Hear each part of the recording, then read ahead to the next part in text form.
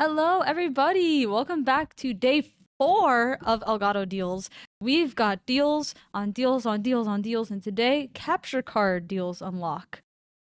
We've got Neo deals, we've got audio deals, we've got video deals, we've got capture deals. It's Chris. And yeah, today 4KX and 4K Pro are both on sale for up to 30% off from today all the way through Sunday. And also, the deals that were already unlocked are still on sale all the way through Sunday. So yeah. That's right. Deals don't relock. So if you're looking to get Neo, you totally still can. If you're looking to get something, the audio bundles, what? The deals don't lock, so you got to get locked in. Go to Elgato.com. Those deals. But yeah, today we'll be talking about 4KX, 4K Pro, and Chatlink Pro. We'll be demoing it with, oh my god, Switch. I wanted to say Stream Deck. We'll be demoing it with Switch as well as PlayStation 5. So if you want to learn more about capture, if you have questions about capture, you can already go ahead and start asking your questions in chat with exclamation point Q, a space, and then your question, Q being the letter Q. And then we'll... Exclamation point Q, space, and then your question. Yeah. So I'll start with my question. What's your question? Exclamation point Q. Bill, what is a capture card? I feel like some people in chat may not know what it is, what it does, why they might need one. Boy, we're just diving right into it, huh? I mean, yeah, that's our topic. Yeah, it is. I thought we were going to go over some other deals first, but we'll cover that later. For now, let's talk a little bit about capture. So, what is a capture card? The question was from my fellow host here. And so a capture card is 4K Pro, you can then capture your Switch. Or in the case of a PS5, It's got built-in streaming, but I mean, it's kind of limited. You can't really add overlays to it. You have like one position for the camera, that kind of. Oh, we're offline. We back? Chat? We're so back. We're so back. Yeah, there's been quite a few storms here in this area lately.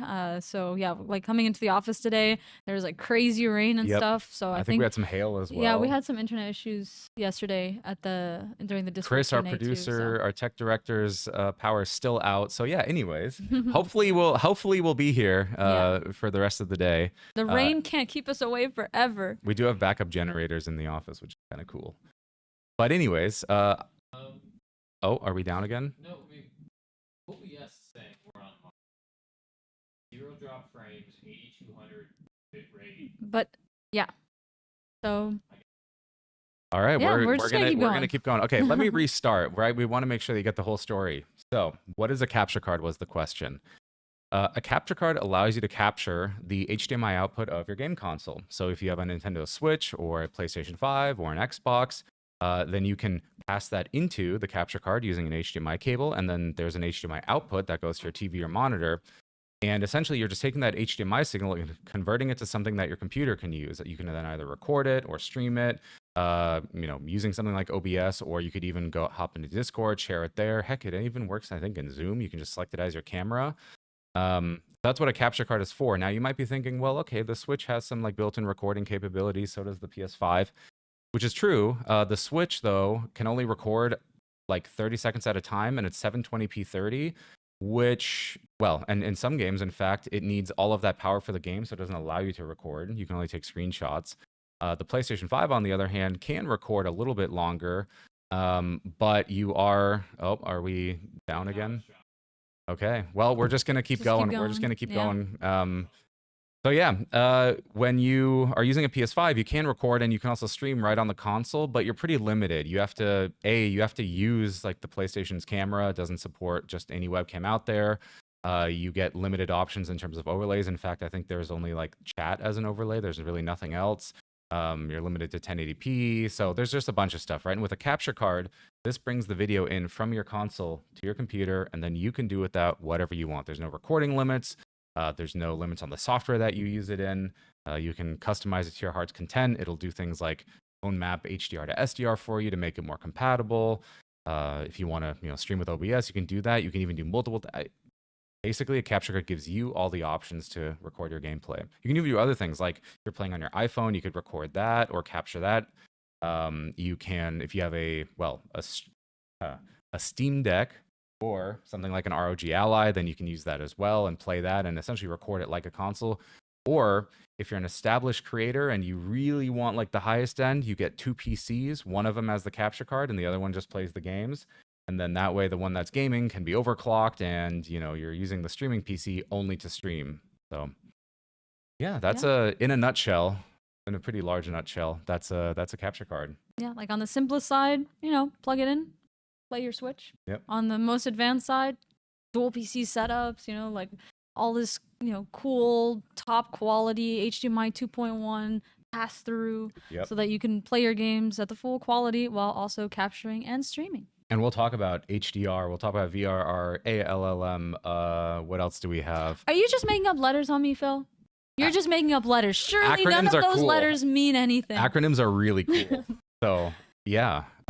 Lots of cool things that we released with these capture cards that came out last year. So these are our newest ones. I have a question for you then.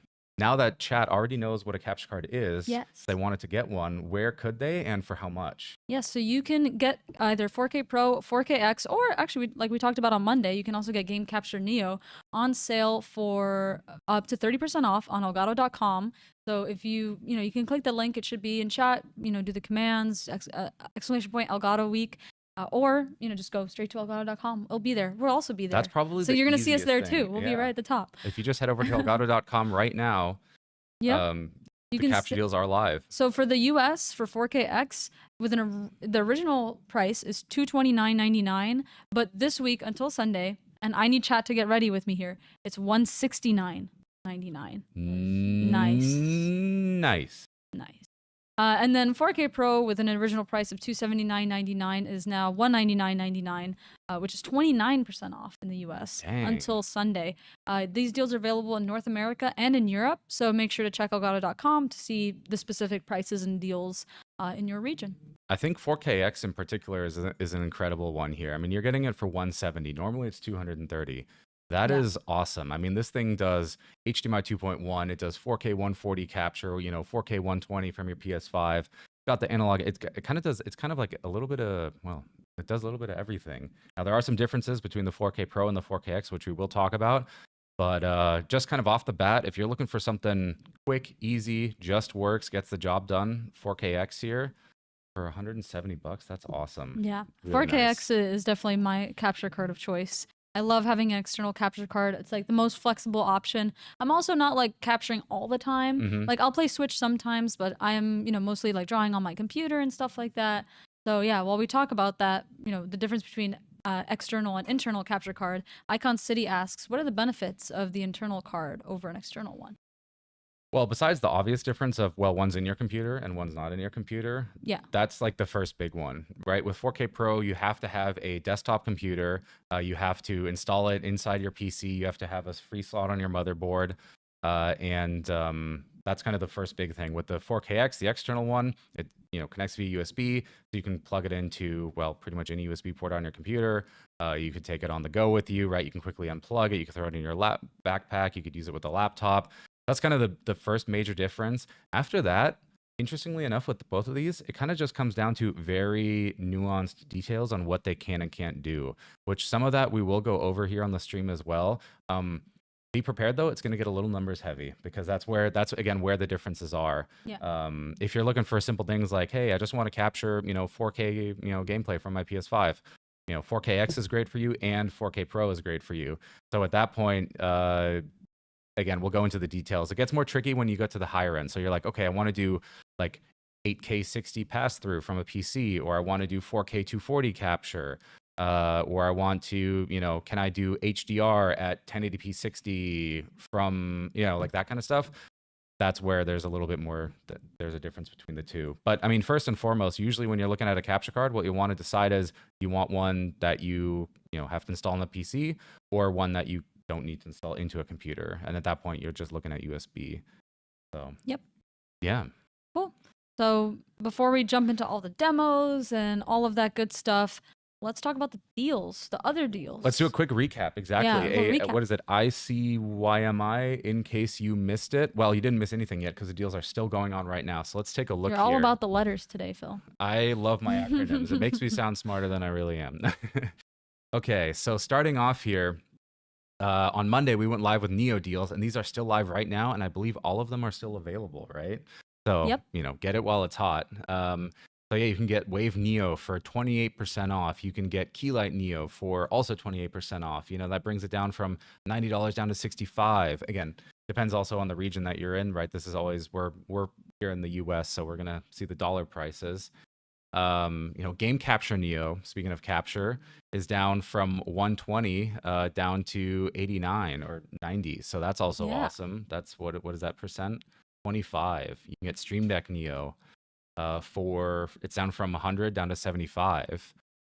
And lastly, we have Facecam Neo here on the Neo lineup, which is down to just $60. So you can get a 1080p 60 super high quality webcam for just $60. That's pretty awesome. I haven't seen it this low before. I think this is the first time it's been this low. Yeah. And if you saw our stream on Monday, if not, just make sure to go back and check it out, because when we switched over to Facecam Neo and we're adjusting all the settings, we got some great video for a currently $60 webcam. Yeah.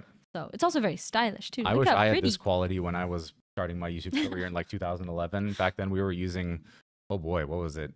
It was like a C310 or something like that. It was, and that was expensive back in the day. So the fact that you can do this nowadays is awesome.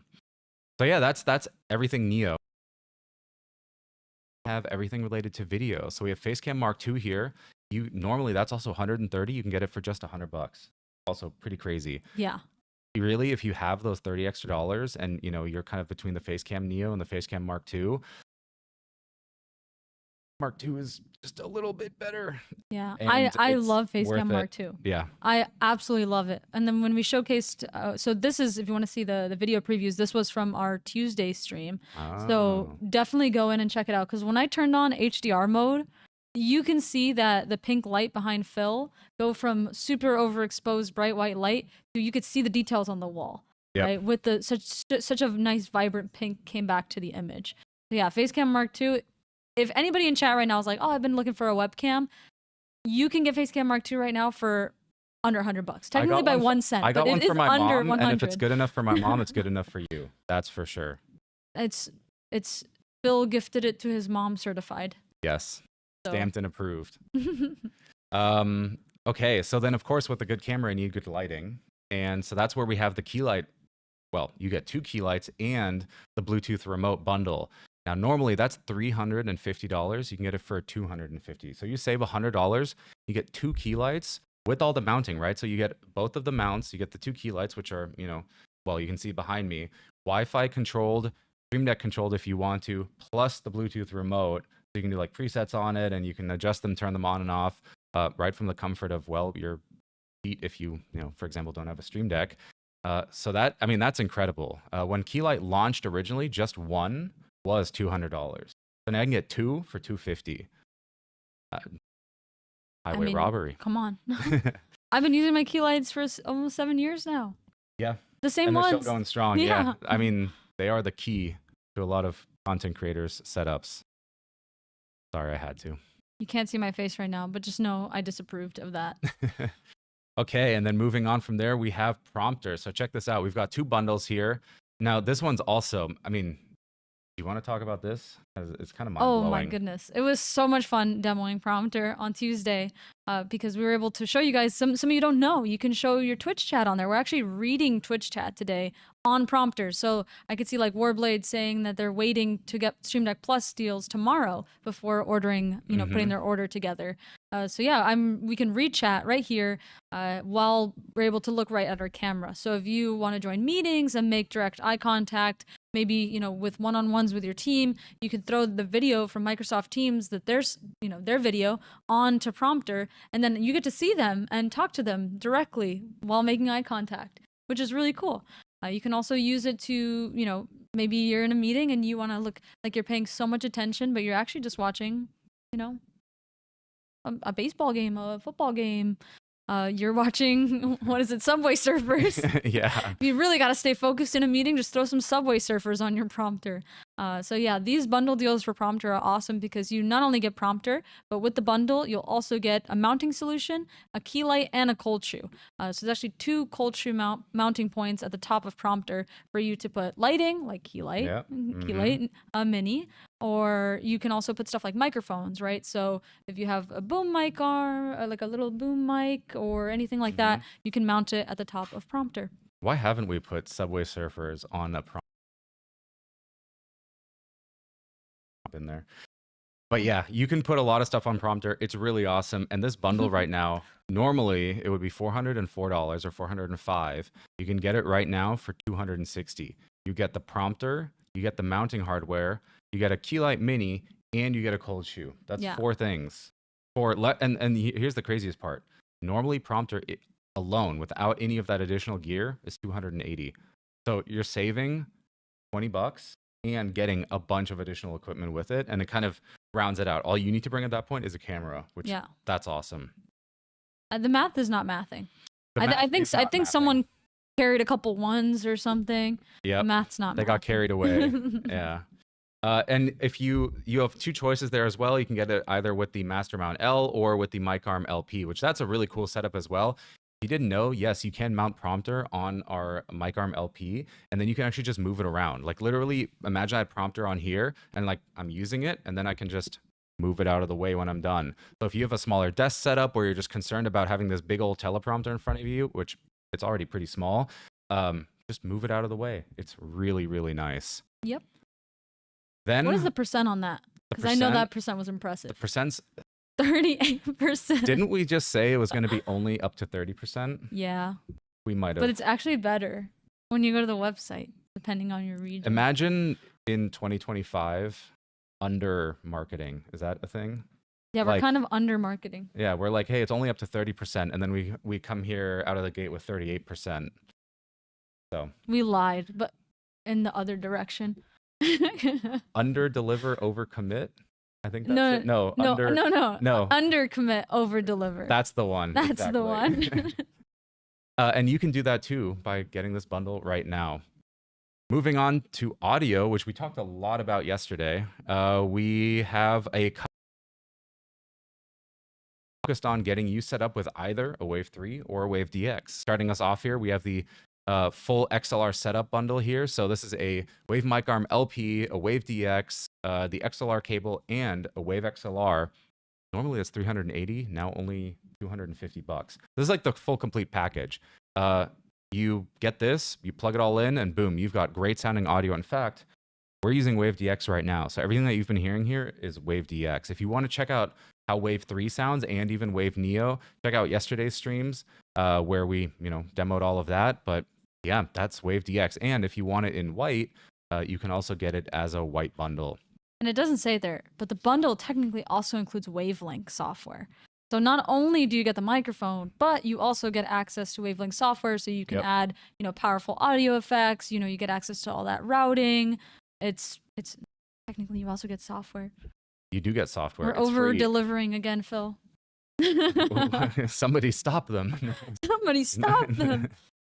And then there's Wave 3. We also have a Wave 3 bundle, so it's very similar. It's a Wave mic arm, a Wave 3, and actually with Wave 3, you get a pop filter and a shock mount. And again, we're not going to get too deep into it, but basically those just both enhance your sound. One absorbs the shock, that's why it's called a shock mount, from say typing on your keyboard or banging on your desk if you're raging, that kind of thing. And the pop filter works against plosives. So you get those in that bundle, and you save 30% there as well. So that's pretty awesome. And you can choose if you want the black mic or the white mic too. Mm-hmm. Same for the Wave DX bundles. So you can choose, which one is best. This choice is pretty black and white, but the choice to actually buy this bundle is not. So make sure you do it. I'm here all day, by the way. You didn't know this, but it's a comedy show. Thankfully, I'm not here all day. No, come back. And then we also have our regular mic arm. So if you're looking for a different, basically this is like a high-rise mic arm, right? This is what you would call a more traditional microphone arm. Then we have this as well on sale for, we have the XLR bundle again for up to 34% off. And then we have the Wave 3 bundle up to 31% off. So yeah. Yep. And then we get to capture. That's today. That's today. Right now. So we've already talked about it a little bit, right? But we have 4KX here, which you can get for just $170. And not only that, what's that little thing on the bottom right there? What's that little cable? That is ChatLink Pro. And do you get that with the bundle? Oh, let me check. Hold on. I'm calling. Hello? You do. Hello? Called. They said they want you to go back. Wow. Wow. Oh no, we're offline again. It doesn't matter. We just keep going. Okay. We should be it was recording my fault. this if we're not. So we can post the whole thing. Exactly. Cool. Anyways, so we're talking all things capture today. Yep. We talked already about audio and video and Neo. And then tomorrow, we're talking about Stream Deck. And I've already seen a lot of people in chat talking about Stream Deck. So what else is happening tomorrow, I'll see you tomorrow as well to talk about Stream Deck.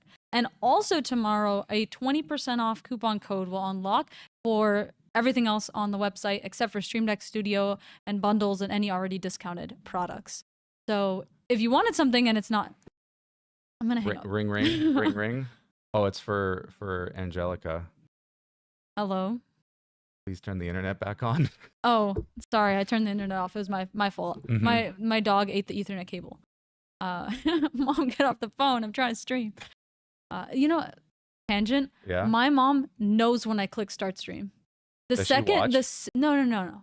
She's not even watching. But the second I go off of starting, my phone ring. Mm-hmm. She has this like third sense. She just knows. My mom is much the same way. I was playing Marvel Rivals the other day. I was locked into a competitive match, and just as like the queue popped and I was like selecting the character, it's like ding ding ding ding. Mom, I can't right now. I'm in a competitive Marvel Rivals GM match. I can't do this right now. Can't you just pause it? No, said Chris. you cannot just pause. This is life or death now. Oh, is it really? But yeah, no, parents have that uncanny ability to just know. Yeah. But yes, so we have 2 capture cards that we're talking about today. We'll also talk about Game Capture Neo a little bit because that's obviously also in our capture lineup. So at this point, what do you all want to know about capture? Yeah, get your questions in. How do they ask questions? How do they ask questions? Just exclamation point Q, the letter Q, and a space, and then put your question. So exclamation point Q, space. How are you doing today, Phil? Well, and actually, don't ask that question. While you're thinking of your questions, and you don't even need to necessarily make this a question, but do you have a capture card already? Oh, or if not, which one have you been looking at? We're asking you, chat. Exclamation point Q to chat. Do you have a capture card? Internal, external? Which one you got? Which one are you looking at? Which one do you want? But Wait, for should now, we start calling these outies and innies? Please enjoy all capture card questions equally. D-Bear asks, what's the difference between the older 4K Pro and this model? So that's 4K 60. 4K 60 Pro, yeah. So they're actually somewhat similar. A lot of the internals are. So with 4K Pro, what you get is 8K 60 pass-through when you're using a TV, and and the 4K Pro here will convert that down to 4K. So if you're playing 8K 60, which there are some of you out there who do that, then you can capture that at 4K 60 and still play in 8K. Or if you have a 4K 240 hertz monitor, that's becoming really popular now, especially with like OLED, QD OLED, that sort of thing.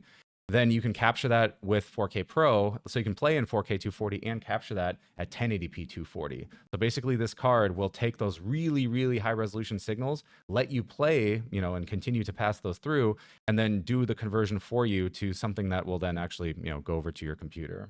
So that's really the major difference. You'll notice though that in terms of the what they look like, they look very similar. I believe they're even the same size. So it's really just down to the capabilities. And in fact, I do want to show something really quick, which is Elgato 4K Pro resolutions. If you're interested, and I don't know if we have these queued up, maybe someone in chat might. We have this guide here. So if you just Google like Elgato 4K Pro resolutions, something like that, then here you can find all in this table, you can find everything that it does. And as a quick note, the way to read this is this basically going over to the right here is the input signal, right? So this is like you take 8K 60 in or 4K 240 in, and then you go from the top of the table down to figure out what it'll capture, right? So let's say we take 4K 240 here, that's coming in from a PC, and that will be captured in 1080p 240 up to HDR. So blue here is HDR. Green would be no HDR, but actually this card captures everything in HDR, which is pretty cool. Or, here you can see 8K 60 can be captured in 4K 60, 4K 30, 1440p 60, and all the way down. So that's how you read this table, is you just go from at the top, find out what you are going to be playing at, and then go down and you'll see what you can capture at.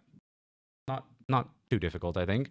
And then there's a bunch of other information as well around ultra-wide support, display stream compression, and then it gets really detailed. We're not going to go over this stuff, but if you are a video nerd, then you can get really detailed with like the codecs, the resolutions, exactly what resolution at what codec can be captured at which frame rate. Everything is out there for you to make an informed purchase decision. Yep. Yeah. So I'd even say if you have like very, very specific questions, maybe check out that link first before, asking questions in the chat, because it most likely has the answers for you already there, all nicely organized. Yep. Shout out to your team, right? Yeah, I think not goats. James. He also linked is in it chat, too. and he put all that together. The goats. I also see 2 things coming up in chat. One of them is people mentioning that they add to cart and it will say like $0 or a lower price for a moment and then go to the normal price. That's a bug on the website right now. So when you add something to the cart, just give it a moment and then it will put the correct price on there. The team's already aware, already working on it. So yeah, shout out to the web team who is always working very hard during these promos to get the website running as smoothly as possible. So yeah, just give it a moment. It'll put that accurate price on there in just 1 moment. I also see people asking about if the internet goes out, if their question's still queued. I believe it should still be queued. So right, yeah, it should still be queued. So confirmed. Don't worry about it. If you already asked your question, it's already on there, and we will be answering it, throughout the next little bit as as the questions match the topics. Yeah. Yeah. So what do we have? We have tight here.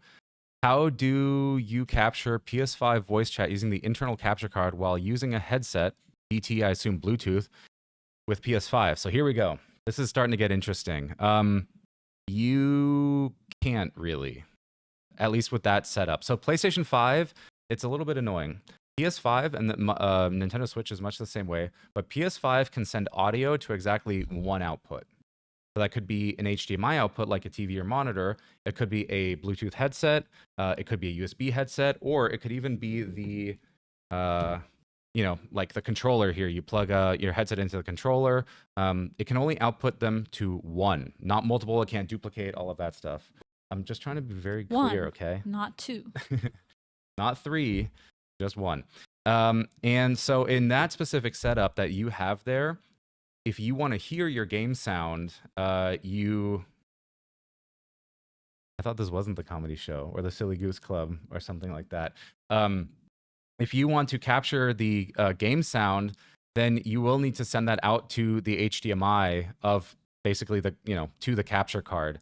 That includes your voice chat as well. You can split the voice chat, as in you can do game to your headphones and like voice chat out to HDMI, but why would you want to do that, right? Usually you want your game and the like your party chat together. So yeah, in your setup, you really would need a wired headset, and then, well, actually, He's cooking. no, you can't. Well, there is a way, but you play through OBS. So essentially, yeah, you would send the audio. So you connect your headset to your computer, you connect 4KX to your computer, and then in OBS, you simply monitor out the sound, and that's how you would do it. That's the easiest way. Now, there is a tiny bit of latency that gets added, but from the video and the sound going into OBS and then OBS out to your headset. So this might not work for you if you're looking to play, at like the highest tier Call of Duty, Twitch shooter type thing. But for like the majority of you out there and the majority of games, I think that's a fine solution, and that makes it really easy. I would do that too. Yeah. Like I have only really used my capture card to capture Switch gameplay, and I just play off of OBS. Yeah, I play off of easy. OBS. Yeah. I listen to it off of OBS. I could, if I wanted to, obviously like monitor it to another preview, like another screen or something. I play on OBS with my little webcam in the corner too. And for me, it's helpful because number one, I don't care at all. I don't mind. This is obviously not the most optimal solution. You can play without OBS. But for me, I like it because if my webcam's covering anything, I'll just know and I'll do it. Yeah. So yeah, that really is the easiest, and that goes for everything. It's just doesn't matter if it's PS5, if it's Xbox. The easiest thing is just if you have a PC, you have a headset, connect your capture card to the console, connect your headset to your PC, and just play that way. The video, the audio, everything just goes into your computer. Yep. Again, though, if you are latency sensitive or if you're playing a game where you need like sub, millisecond frame accuracy, then there are ways to achieve that, but it just, requires probably a couple more parts. Or you play on OBS anyways, even if you need that frame perfect, whatever. And then you could just tell all your teammates that it's just that, those couple frames you lost. That's why it's not you're a skill bottom issue. fragging. Yeah. You're not bottom fragging because of skill. You're bottom fragging because of that. But we do have another question from Blue Star, and asks if there's a difference between the timing of the lag between the internal versus the external, because they're looking to switch to the external setup. So there is not a perceptible one, as in to you and me, just sitting here, chatting, having a conversation, you're not going to notice a difference.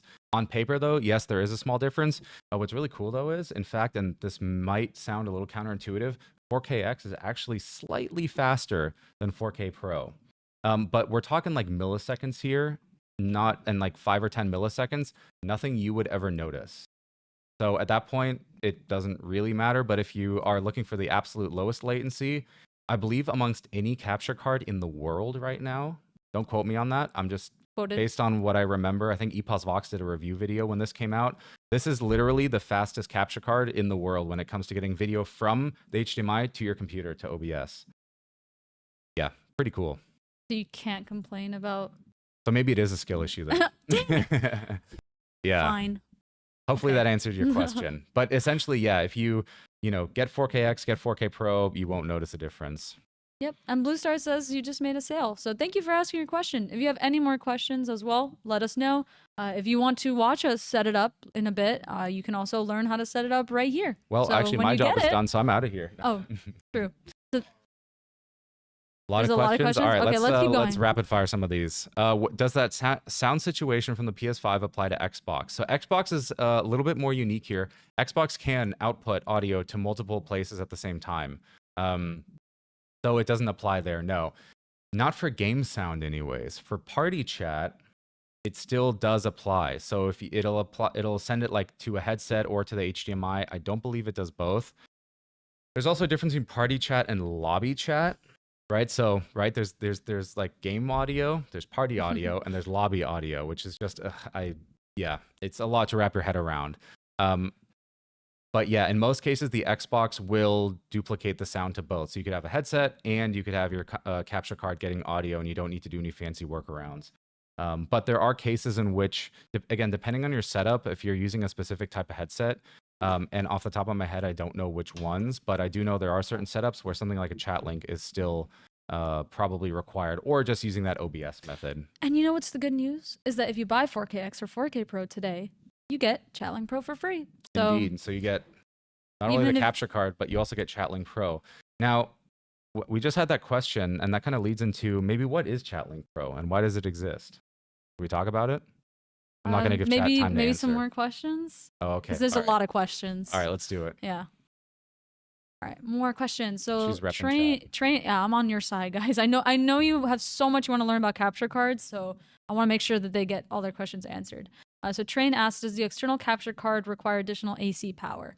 So it connects with USB to your computer. Yeah, so it takes, you'll see it here. There's a single USB-C port here, and you just connect that to a USB-C port on your computer. We recommend a 10 gigabit USB-C port. However, it also works on a 5 gig. So basically, it will work on a regular USB 3 port or USB 3.1, 3.2, Gen 2, 10 gigabit per second port. And it's just the one cable. It does not require any additional power. Yep. Aiden asked, does the internal capture card take the load off of the GPU when recording and streaming, or does it act as a way to connect another device such as an Xbox, PlayStation, PC? So it acts, it's the second one, right? So it acts as a way to get the signal from your PlayStation, your Xbox, your Switch, your PC, your mobile device into your PC, but it doesn't do the actual like video encoding. That's something that capture cards used to do a long time ago. But with advancements in GPUs these days, right, if you have an Intel, AMD, or an NVIDIA GPU, or if you're on a Mac, those GPUs have hardware acceleration. So if you just want to record 4K 60 video, it's actually super easy these days. Almost any graphics card can do it, and it's dedicated hardware. So it's not actually like taking resources from, let's say you were playing a game at the same time or doing other things. It's not actually taking any resources from that. So yeah, capture card brings the video signal in, and then your computer deals with the video encoding, the video streaming. Next question. We've got Vape who says, with the internal capture card, can you send your mic through that from, say, your streaming PC to your gaming PC? Well, audio only goes one direction, right? So if you have your capture card, let's take a 4K Pro here, in your streaming PC, and then you send in the sound from your gaming PC, that, sure, you could incorporate your mic and your game sound all on the gaming PC and send it over to the streaming PC, but you can't send the streaming PC audio back via the capture card, right? Because the signal only goes one direction. Yeah. Yes. Yep. So that's what we're running here. We actually have our demo PC going into our streaming PC, but the streaming PC is not going back to the gaming PC. Exactly. Or sorry, the demo PC. And that then becomes quite the advanced setup, which I don't know if we'll have time to discuss today. Probably not, but I'm sure they'll have We should probably do a dual PC live stream at some point. Yeah. Man. We do have to do that. All right. Right to our next question. Gorillas asks, I'm a bit new to this. For a dual PC setup stream, which capture card would be recommended, and how much do you recommend a dual PC setup? I believe that it could be more common for those more common that those products are used for Xbox or PlayStation to PC connection. Yeah, I think which capture card would you recommend, and how much do you recommend a dual PC setup? So I think I want to answer the second part first, which is how much do you recommend a dual PC setup? And this is the part where, again, it might be counterintuitive, but I'm going to tell you here on the live stream that a dual PC setup is cool if there's a couple things that are really, really important to you. The first one is simply stream stability, right? If you have a gaming PC and you overclock it, you get the highest amount of performance out of it, you install a bunch of different programs, right? You have your game going, you have your chat going, you have OBS going, you have some sort of bot maybe on the side, all these kinds of things, and you're playing a game, your computer may start acting up, right? Especially if you don't necessarily have the latest and greatest of equipment out there. So what the streaming PC, what that does is, well, it can take all that load off of the gaming PC. So your gaming PC just games, and you can overclock it. You can, maybe it's unstable stuff, something like that. But if your gaming PC crashes, well, your streaming PC is still streaming, so you'd still be live, right? So it kind of it does a couple different things. It ensures that you're always live. It lets you game at much higher performance. So if you're playing Valorant, Counter-Strike, that sort of thing, and you need the absolute top tier performance, that's how you would do it. It is also a lot of additional work. Well, first of all, you need a second PC. Not everyone has that. Not like graphics cards are that cheap. Yeah, if you do have one, then the question becomes, okay, how do you get the video over? A capture card is a great solution there. Then the second part of that is, well, okay, what do you do now with your microphone? Do you connect your microphone to your streaming PC? Well, intuitively, you might think like, yeah, totally, because then I'm going to stream, with my mic. Well, okay, but now it's connected to the streaming PC, but not the gaming PC. So how do you get the audio then to your gaming PC? Well, you might then connect your mic to the gaming PC, but then you have to figure out how you get that over from the gaming PC into the audio of the capture card and with the, with the game sound and everything else, and then bring that over. Same thing with alerts. If you have alerts and OBS on the streaming PC, how do you get those back in your headset? Your headset is connected to the gaming PC, right? Okay. Basically, the point is, what I'm trying to say is it's really cool. And I've used dual PC for a while. There's a lot of big creators out there that do. Just if you like to tinker with things and if you can troubleshoot your own problems, do it. It's a lot of fun. However, if you just want to go live, you just want to live stream, I might suggest sticking with the single PC setup. Yeah, and I'll add one more thing too. You did start your question with, I'm a bit new to this. I think unless it's something that you really need for your setup or something that you're like really looking to get, obviously learn about it, like great question, ask those questions, learn about it, see if it's a good fit for you. But if you're already not sure, then I would say, pulling the trigger on that now might not be the move. It's a pretty advanced setup that most people either don't need or, it just wouldn't be the best fit for them. Yeah. Now, if you were looking at it, the question then is, well, which capture card is best for that? And I would probably recommend the 4KX. For a dual PC setup. Ooh, it's like when you win, like in boxing. It's like, oh, you win. And the winner is no. I mean, both 4K Pro and 4KX are good. I would recommend 4KX generally, just because of its like wider compatibility with different resolutions, and it's it's just USB. 4K Pro, on the other hand, I would say is a little bit more specialized. So again, if you have a 4K 240 hertz monitor, then get 4K Pro because it can actually pass that through and capture that in 1080p 240. If you're doing something like 1440p or even higher, like that's where 4K Pro comes in. But if you're playing at 1080p 60, 1440p 60, 140, 240, 4K 60, 4K 120, 4K 144, then 4KX has got you covered. It's also the cheaper card, so like. All right, next question. We've got Husky again. Do any of the capture cards support anything over 60 hertz? Yeah, they both do. Yep. That's the really cool thing. So yes, both 4KX and 4K Pro support over 60 hertz, not only pass through, but also capture. So for example, if you get a 4K 120 signal from a PS5 here with 4KX, you can capture that in 4K 120. So in theory, you could do like 2x slow-mo, zoom in because that 4K, stuff like that. It'll even go up to 4K 144 hertz. Of course, you'll need a PC as the input for that. And with 4K Pro, it'll do 240 hertz at like 1080p. So for example, if you have a 1080p signal going in or a 4K 240 signal, then you can capture that at 1080p 240. Again, that's where some of the nuance comes in and the difference between the two because they have different chips inside and they can do different things.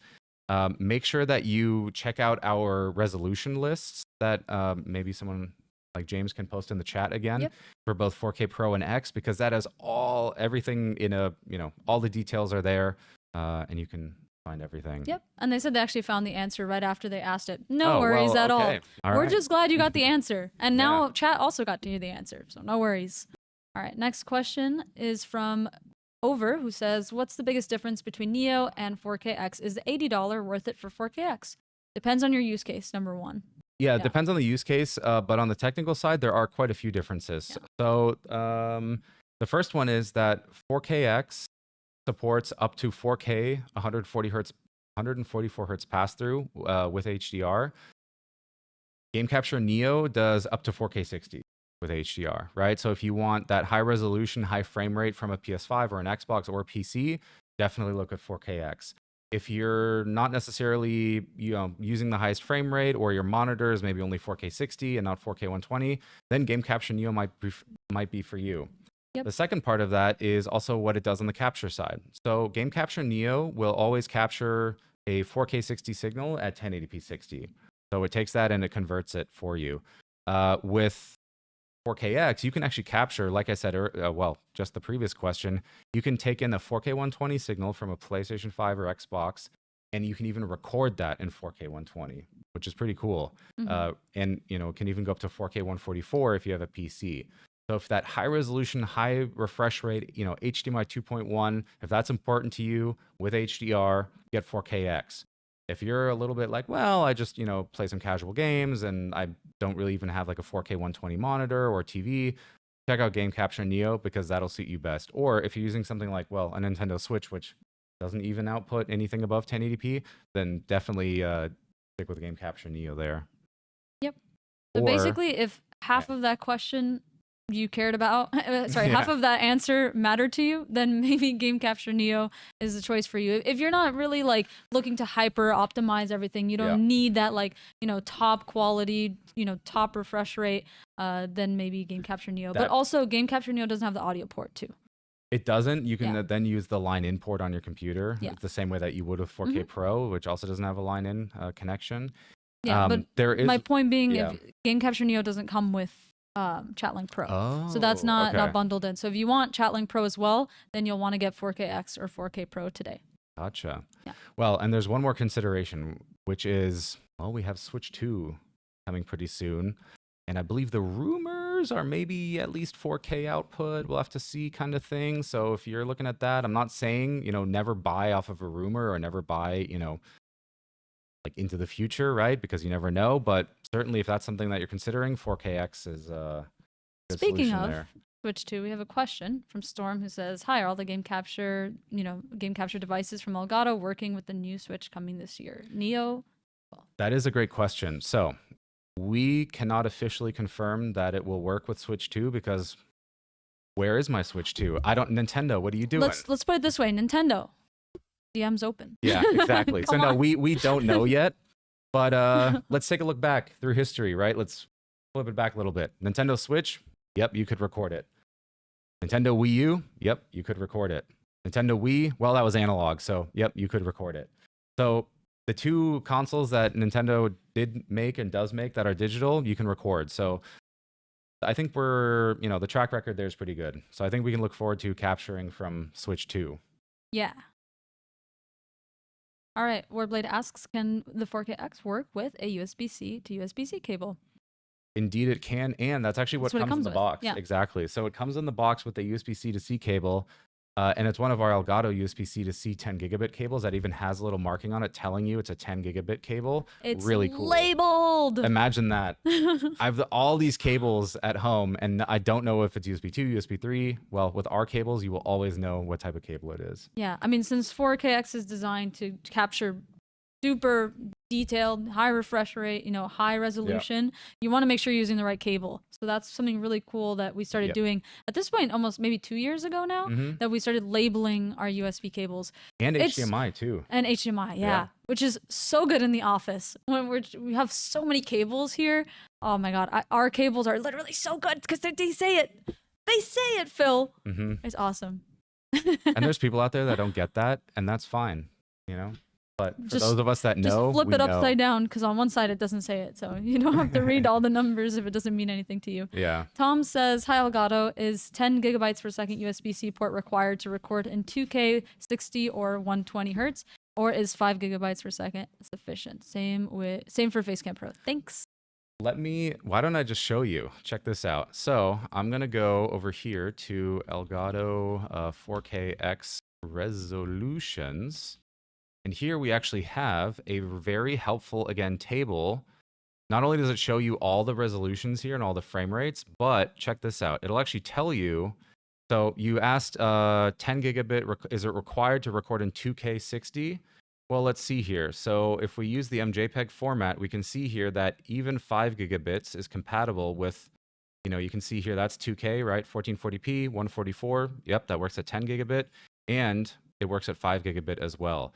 Now, there's different codecs here, and these basically come down to like essentially color accuracy, right? Or like how raw the video is.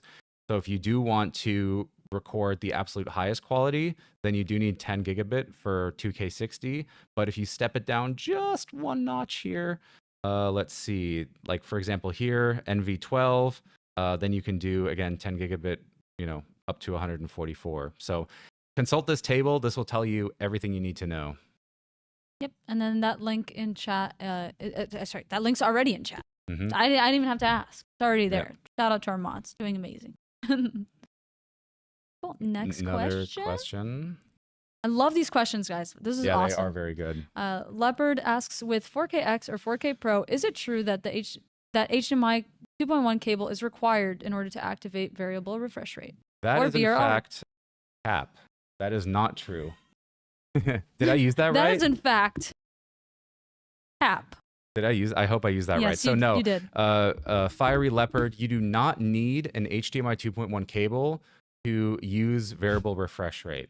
It'll also work. I mean, you can, there's 4K 60 variable refresh rate monitors. You can connect your PS5 to that, use an HDMI 2.0 cable, and VRR will work. So it has nothing to do with the cable. The cable with HDMI, all you have to be aware of is make sure that it supports basically the bandwidth that you need, right? So if you're using 4K 120, it has to be an ultra high speed HDMI cable, which the ones that we provide are. And then there's also just high speed HDMI, which is essentially HDMI 2. But all the cables support VRR. It's down to the source, like your console, and your display, like your TV or monitor. Awesome. Next question. We're just burning through these questions. Yeah. Zacharias asks, not a question, but a reminder to check the supported resolutions chart of 4KX and 4K Pro to make sure you're getting the right card for the type of resolution you're trying to use. Thank you for the reminder. Yes, and we've got those links in chat too. So those awesome charts that Phil just shared for both of the capture cards, make sure to check them out. They'll answer a lot of those, very specific questions for your setup. Oh, you know what we should do? What? I totally forgot about this. There's a lot of questions. We've talked a lot of numbers, and we've talked a lot of like details and like differences and this and that. What if there's a tool where you could simply go, select a couple things, and then we tell you what's best for you? No such thing. Let's check this out. There's no such thing, Phil. You're lying. Cap, stop the cap. So, like I said, with these capture cards, and let me mute this to make sure that it's us here. With capture cards, there is quite a bit of difference and in kind of what they can do and how they work and, which one's right for me. And I get it. It can be confusing. If you don't deal with this all day long like we do, then it absolutely, in fact, we even get confused ourselves sometimes. There's just so much information. So we want to make this easier. And so we build out our capture card selector. So this is on elgato.com right now. You can simply like Google Elgato capture card selector or go to products, capture right here, and then find your fit. And this is essentially a little like, quiz? Yeah, choose your own adventure, which helps you figure out what capture card you need. So let's take a look here. So the first question is, what's your source or input? In this case, we're just gonna go with console. And which console do you want to capture? We have a bunch of options here. I'm just gonna go with PlayStation 5. And then what type of computer will you use? Now, this is, of course, important, right? You have Windows Desktop, Windows Laptop, Mac, or iPad. I'm going to go with Windows Laptop here and check that out. Boom. It immediately tells you that we recommend 4KX. And we also tell you what the next best thing is. So if you're looking for something more on a budget and also potentially something to look into, you may also need a Chatlink Pro. So we try to really condense all this information that we're really talking about on this live stream into a super simple process here. And we do this for a lot of stuff. Like we even have dual PC here, right? So you dual PC and you're on a Windows desktop, and check that out. Boom, 4K Pro, it's right there. If you want to capture a camera, well, you might not even want a capture card for that. You might want a chat link, cam link. You might want a cam link, right? So we tell you there, hey, just get cam link. You don't even need a 4KX. So yeah, definitely I recommend going to our website and checking this out. Or again, just Google like Elgato capture card selector or Elgato capture card helper or something like that. It'll be like the top option. And it'll give you a very clear recommendation on what would fit best for your setup. Yep. You want to see a magic trick, Phil? What's the magic trick? I can make a question appear out of thin air. Ready? Show me. No hands? Ooh. Wow. Warblade asks, in a dual PC setup, can you use Wavelength 2.0 to send a mic or audio signal from one PC to the other via the wired or Wi-Fi network? Ooh.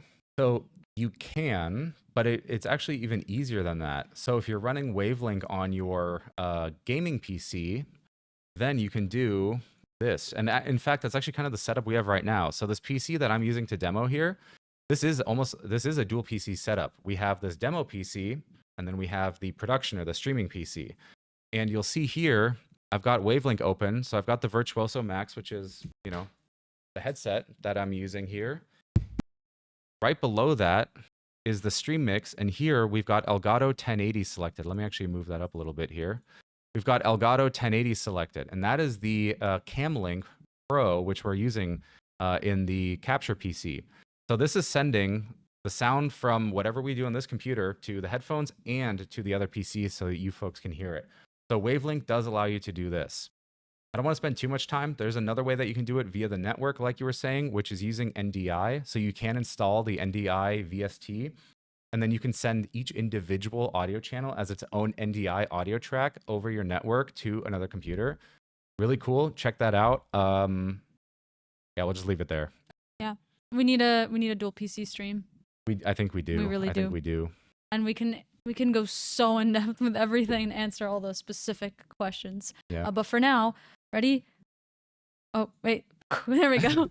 Another Dang, question. Warblade on a roll here. Warblade's got the good questions. With 4KX, can you play in 4K 120 via console and pass through, but capture in a lower frame rate or lower resolution? Absolutely. Yeah. So both the 4K Pro and 4KX can take in a resolution. Again, let's just say like 4K 120 from a PS5, and then convert that to something lower that you can then stream or record if you want something lower, right? So for example, you could then just send 4K 60 to your computer, or maybe 1080p 60 if you're just streaming, right? Like you don't need 4K 120 potentially, or 1440p. So yeah, both of these cards will do that for you. You can simply select, like in OBS or in your Capture, whatever software you're using, you can select the resolution and frame rate, and it'll do all the converting for you. Oh, I'm summoning my powers. you're waiting. Yeah. Smiley Sloth asks, how are we both doing today? I'm tired. You know why? What's giving me energy is being here on the stream right now. I'm tired because we had a long session of D&D last night, which was very good. We'll have awesome. We have another day where we can talk about jumping in puddles and stuff like that. And also I was out earlier in the week being active. So yeah, but no, I'm excited to be here with you guys, and I love talking Capture. So What about you? Good. I'm energized by playing D&D yesterday and trying to negotiate the prices on everything in the town. We got great deals, by the way, just like you can get at Elgato.com. Save up to 30%. You don't even need to roll a nat 20 to get those deals. They're just there. You could roll a 1. You'll still get them. That was an incredible segue. Just like the segue to our sponsor, Elgato Week. At Elgato Week, you can save 30% or more on various Elgato products. This stream is powered by viewers like you. And not only are we live today, but we're also going to be live tomorrow talking about Stream Deck, and we'll have a Discord stage tomorrow. So the cool thing is, I know tomorrow the theme is Stream Deck, but in that Discord stage, it's kind of like our last chance for the week to answer any of your questions. So you don't only have to ask about Stream Deck, you can ask even more, and we'll go even more in depth on anything that you want to know about any of the deals throughout this whole week. Listen, I love Capture, but you definitely want to be there for Stream Deck tomorrow. There's so many cool things we can show you. And if you've always been wondering, like, hey, can I do this? Can I do that? We well, you probably, I might also be there, but we'll be showing all that stuff live. So definitely, you know, if you're already in your head or thinking of like certain questions, or you've been on the fence about Stream Deck, then make sure you're going to be here tomorrow. Yep. And if you are, you know, maybe it's not time, you know, not time to buy a Stream Deck yet, you're still going to want to join because you get 6 keys for free on iOS and Android. So with Stream Deck Mobile, you're going to be able to do almost all the stuff we're going to talk about tomorrow as well, except for maybe dial actions. Which, speaking of, don't we have a giveaway at some point today? And yes, we should also have a giveaway. Also, a little update on our Stream Deck Mobile giveaways this week, because we've been saying, oh, we're giving away 1 year of Stream Deck Mobile. Well, they gave us lifetime Stream Deck Mobile codes. So all the winners this week, we were like, oh, you're gonna get 1 year of Stream Deck Mobile. You got lifetime codes. You might not even know this, any of the previous winners, but congrats. You actually got lifetime codes. Remember, undersell, over deliver. Yeah. That's the one. So marketing awesome. At this company is weird. All right, Phoenix asks, does oh my god, Game Capture Neo come with an HDMI cord? You know, off the top of my head, it does not. But it does come with the USB cable to connect it to the computer. So if you want to just play on your computer, then you'll just need one HDMI to connect it to your computer. If you want to play with pass-through, you'll need 2 total HDMI cards, one to the computer, one to the monitor you're going to pass through. That being said, 4KX and 4K Pro do come with HDMI cables. Just wanted to point that out. And then we have a question from YouTube from Jean-Luc. If I wanted to record footage of AC Shadows next week, play some Assassin's Creed, on base PS5 at 40 FPS, will the 4KX move the FPS to 30 or 60 for recording? Thanks so much. That is actually a really great question. So you actually have a choice there, essentially. So the PlayStation will output, if you with a 40 hertz mode, it'll output 4K 120 or 1080p or 1440p 120. Basically, it puts that 40 hertz into a 120 hertz container because that evenly scales, math. You can then choose if you want to record that with 4KX at 4K 120, 4K 60, or 4K 30. It will then do the conversion for you. I think the smoothest option would probably be I'm trying to think here, would probably be 4K 120 or 4K 60. You might want to experiment there. But yeah, it will capture in either 120, 60, or 30, but it's up to you. Yeah. Brad said, every time I see my 10-year-old avatar on stream. He's cooking. He's always cooking. Yeah. Brett's always cooking. All right. More questions? That's actually really cool. I hadn't thought of that for the 40 hertz mode. Siku asks, does 4K Pro support ultra wide resolution like 3440 by I've never said that out loud before. I've only ever read it. What do you like 3440? By 1440. By 1440. Wow, that's like it does, I believe, up to 60 hertz, but that's it. I need to double check. And in fact, earlier when we were looking on the resolution matrix, it didn't mention ultra wide, so I probably need to go back and double check that. Yeah. 4KX, however, so on a little bit of a side note, while we do that, if you want guaranteed full support, 4KX does support 3440 by 1440. So check out 4KX. That was added via a firmware update, which is pretty cool. After we launched, shout outs to Epos Vox for that, because in his review, he was like, hey, we need ultra-wide support, and then we added ultra-wide support. So yeah. Next question. I'm out of spell slots, guys. Yeah. Criano asks, the capture card deals were sold out in Sweden an hour after launch. Could it be a mistake that it is sold out? Germany has stock, other EU countries too. That is something we can look into. If someone in chat can look into that and ask, maybe in Slack for us, get an answer from the web team there, and we'll get back to you on that. Yes. Yeah. If one person, one of the mods in chat can handle that, that'd be great. I'm gonna say, just personally, this is not an official answer. Personally, I think that might be something that it shouldn't be sold out, but we're gonna look into it. Unless the Swedes just really love capture cards. They're just so excited to capture. Hey, whatever floats your boat, but I totally get it, but we'll check it out. Yeah. Any more questions?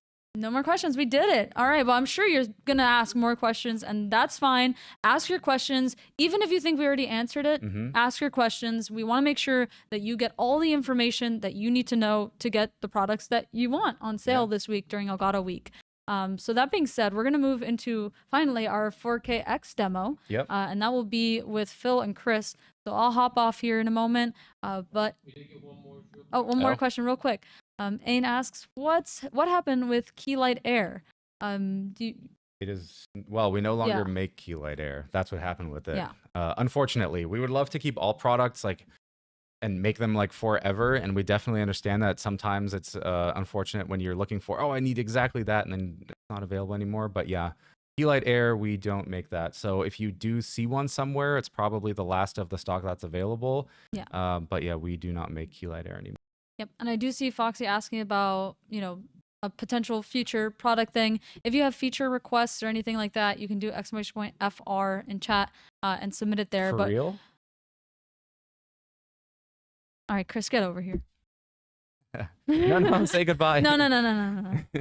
Now, you had a certain number of chances, and that's it. That's it. And the quota's been hit. I'm leaving. But yeah, that being said, we can't talk about any future potential products or anything like that. But you can submit ideas and whatnot into feature requests, and our team will check it out and see what is possible and what isn't. However, we do have a tendency to leak things on live streams and just generally in pictures. So if you pay attention to our stuff, sometimes you'll catch a glimpse of something early. Sometimes. And I also see Arxane mentioning something about a rug. So that is definitely my cue that it's time to go. There will be no rug except for this one back here. Is that a rug pull? All right. What? No. So I think we're going to have Chris on now, and we're gonna then talk a little bit about. Wow. Hello. Where'd you come from? Don't worry about it.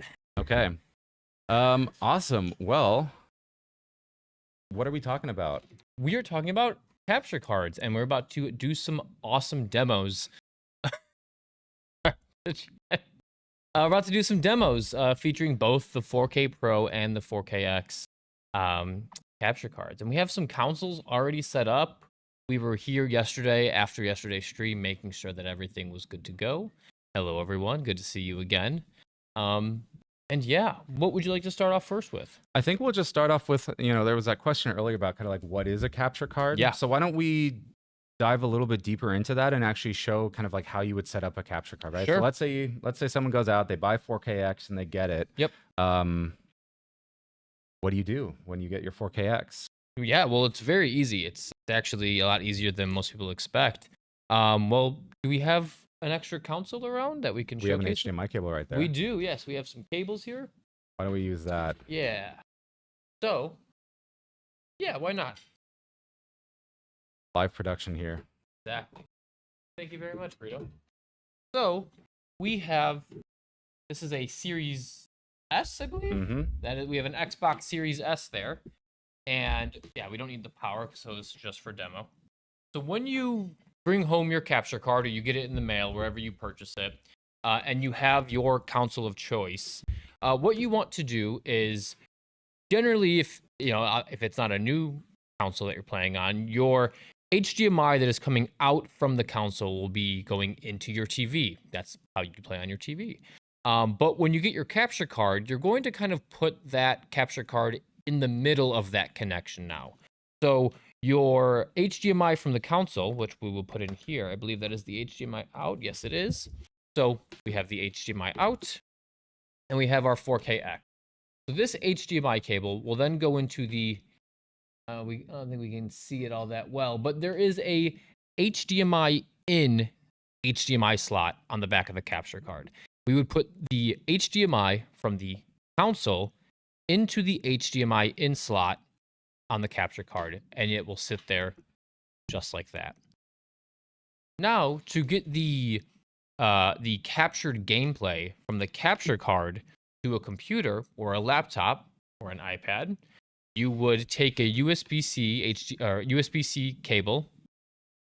Thank you, Phil. And you would go ahead and just plug the USB-C in like that. Now, the gameplay from your Xbox is going into the capture card, And then the capture card is capturing that gameplay and sending it to the PC or your computer of choice to capture it in programs such as OBS or 4K capture utility, the Elgato software that we make for our capture cards. But then you might be asking, well, what is the HDMI out port on the back of the capture card for? What do I use that for? So that's where we talk about pass-through. So the HDMI out, you can connect a secondary HDMI cable from that port back to your TV. So that kind of completes the HDMI circuit or HDMI. What's the proper term, Phil? HDMI. Connection. Connection. Circuit is Yeah. fine, The setup. the HDMI kind of connection. So we have console, HDMI out, HDMI in. That footage being captured, and then the pass-through is going from the HDMI out to your TV, completing that kind of circuit. And then with the pass-through, that is where you can, when we use the terms like it can capture and pass through at, so for example, the 4KX can capture and pass through at 4K 120, so you can play Xbox or PlayStation at 4K 120, as well as capture at that same resolution and frame rate. And different capture cards can capture and pass through different resolutions and frame rates. So you'll just have to make sure that what you want to play at and what you want to capture is compatible with the capture card that you want to use. And yeah, it's really that simple. It's I know I just talked a lot about how the intricacies that go into it, but it's just HDMI in one port, HDMI in the other if you want to connect that to a TV, and then the USB-C cable into your computer, and then the way I like to think about it is it's a little bit like water. So water only flows one direction, right? So you have that video signal, you want that video signal to your TV, but you also want the video signal to your capture card. So what do? Well, you route that video signal through the capture card, and it still just goes that one direction. Yep. And then same with the video signal going to your computer. It goes from the capture card, same thing. It's a little bit like a river. It just splits that and then goes to your computer, and there you go. Absolutely. So the initial setup is really quite simple, and it's the same thing for 4K Pro as well, right? So the setup there, now with this one, instead of you connecting it to a USB port, you connect you install it in your computer first, and then once you've put your computer together again, you connect the HDMI in and the HDMI out there. So it's almost an identical setup in terms of HDMI.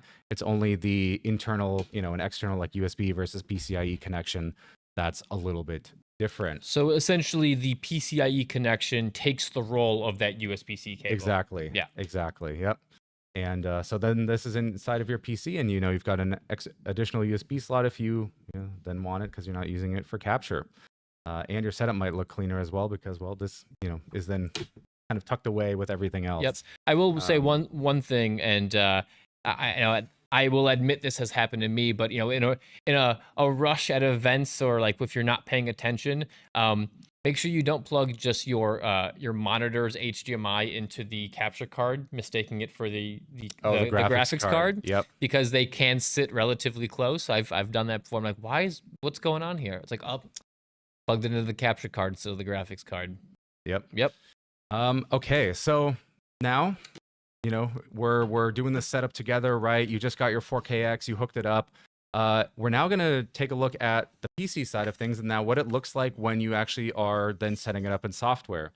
So we've got a 4KX here, and the first thing that you would do is you would go to elgato.com and grab from the downloads page, grab our 4K capture utility software here. So this is available for free to download from elgato.com for Windows. And you can, you'll just download it and install it. Let me grab that 4K capture utility.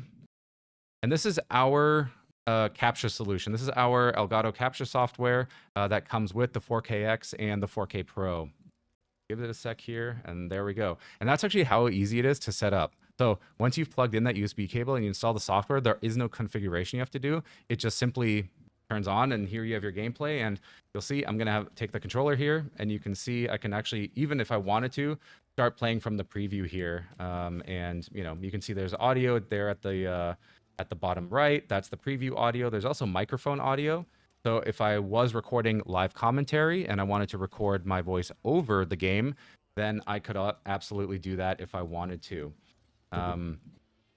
Now, the way to record here is quite simple. There's just a big red record button at the bottom. You just click that and recording has started. Quite easy, quite nice. When you're done recording, you click it again, and the recording is then saved into the library here, and you can immediately, just start playing it back there. You also see that the library tags it. So for example, if it was an HDR recording, it'll tag it with HDR. You can also give it different tags. For example, if I wanted to organize this, I could say, this is like ratchet. I'm just going to leave that there. And I could say something like, full campaign. And if it's a console, now mind you, I personally never do this because, I'm not that organized. But you could put something like PS5 in here, right? And now when you record, it'll have that metadata in there in the file, and you can then easily sort by that and look through it. Now, another really cool thing about our 4K capture utility software is the moment you launch it, it's going to start recording in the background, a little bit like if you've got a set-top box or like a TV that does like DVR functionality. Yep. It's doing the same thing. So you'll see there's this bar at the bottom right here, and I can actually drag this back in time to whichever point I want to, and then record that clip. Now, this is really useful if you're playing games where there's matches. So think of something like Fortnite, Call of Duty. You don't always want to be recording every single match, because if you do, you play 20 matches, all those are recorded, you're going to end up with hundreds of gigabytes of video. You don't need that. And maybe, so instead, maybe you went 2-18 in those matches. Exactly. And you don't have, like, maybe it was just an off day and you don't have a good kill streak. You don't have a really sweet clip that you might have hit. But now you have to go through and like Phil said, you have hours of just meh gameplay that you're not looking to upload onto YouTube. So please continue. I didn't mean to interrupt. Yeah, no. So then once you have a match that you actually want to record, you can simply drag back the slider and then click record, and then stop the recording, and it will save the video for you, and then you'll have that in your library here, and then you can go ahead and edit that. Upload it right away if you want to, that sort of thing.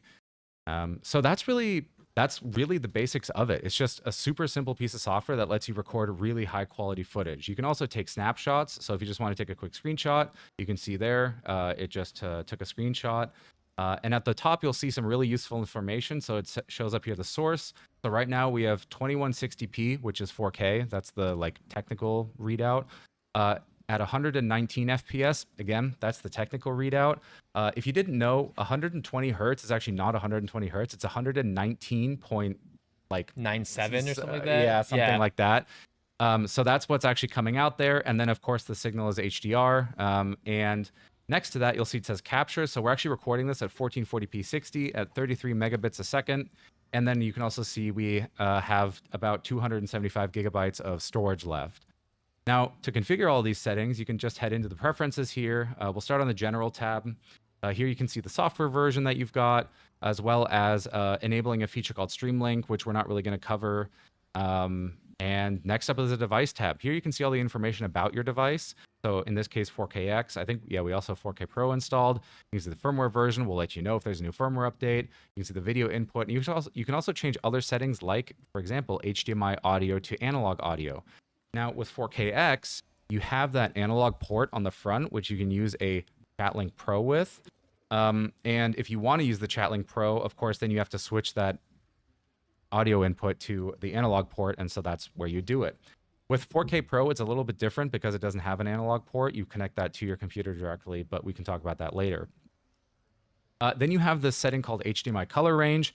I would suggest not touching this unless you know what you're doing. Just leave it on bypass, same as input. Basically, that ensures that it's always correct. And then these other two options, input EDID mode and input EDID parentheses internal. Again, don't touch these unless you've done some serious Google foo or someone in our support team told you to touch these, because you're not going to destroy anything. That's a little over dramatic. But you can certainly make your setup more complicated than it needs to be, or also certain things might not work anymore, like 4K might not work, or 1080p, or HDR might not show up as usable, something like that. So just don't touch these if you don't know what you're doing. So those are all your device settings. Next up, you have your picture settings. I recommend not really touching these. These essentially just change how the video looks. So if you did want to make it, brighter or darker, you can. Generally, though, you don't really need to touch these. The device is already doing adjustments for you, especially if you're going from HDR to SDR, like in this case here. So yeah, I would recommend not touching these, but of course, you absolutely can if you want to. And then we go to the recording tab, and this is where the more important settings are. So you have your library location, that's where your videos are saved. You have a screenshot location, which is a little bit separate. Then you can choose your video encoder. Now, by default, we're always going to automatically select basically the best video encoder you have, which is going to be your GPU at this point in time. So if you have a AMD GPU, Intel, or NVIDIA, as we do here, then it'll select that. You can, of course, also do software video encoding, but that's really CPU heavy, so that's really more of a fallback. We don't recommend using that, especially at higher resolutions. Then you have this HDR recording mode toggle. So this is if you actually want to record in HDR, and then it'll require a HEVC capable video encoder. And yeah, then you can record the HDR signal coming out. If you disable this, what happens is the 4KX, the 4K Pro, will take that HDR signal and convert it to SDR, and then that's what's recorded. It actually makes it a little bit easier to work with, especially if you're going to live stream or if you are then going to use it in a video editor. Obviously, to edit video in HDR, you do need an HDR compatible display, which are still kind of far and few between, especially good ones. So generally, if you're recording, unless you have a display that you can, edit with, you might want to turn off HDR. Below that, you have format. So this is the actual recording format. So right now we have it set to 4K 60. You can also do, 4K 30, yada, yada, yada. This will kind of depend on what your input resolution is as well, actually here on the source. So for example, actually with 4KX, if you looked at our resolution chart, it can't do 4K 60 HDR capture. USB doesn't have enough bandwidth. So what it does is it intelligently recognizes, so they want 60 FPS. I'm going to do the next highest thing, which is 1440p in this case. But here you can select that. So if I also wanted to, I could do, 1080p 60 HDR, and then it'll record it in that format. Then you have your bitrate adjustment here. Bitrate essentially determines your quality. Usually the defaults are fine. You can, of course, crank it up if you want the absolute best. You can lower it if you want to save on some disk space. But really anything like, especially for like 4K, anything like 20 megabit or higher, like you're good with. You have another option down here to reduce the preview frame rate during recording. This is just to save computer resources. If you have a preview frame rate of 60, well, this will just show it to you in 30 instead, so it doesn't have to do as much work. And then finally, down here is the flashback settings. So flashback is on by default, and this is that feature where you can scroll back in time to record. And you can also choose the duration here. So you can set it all the way up to 4 hours.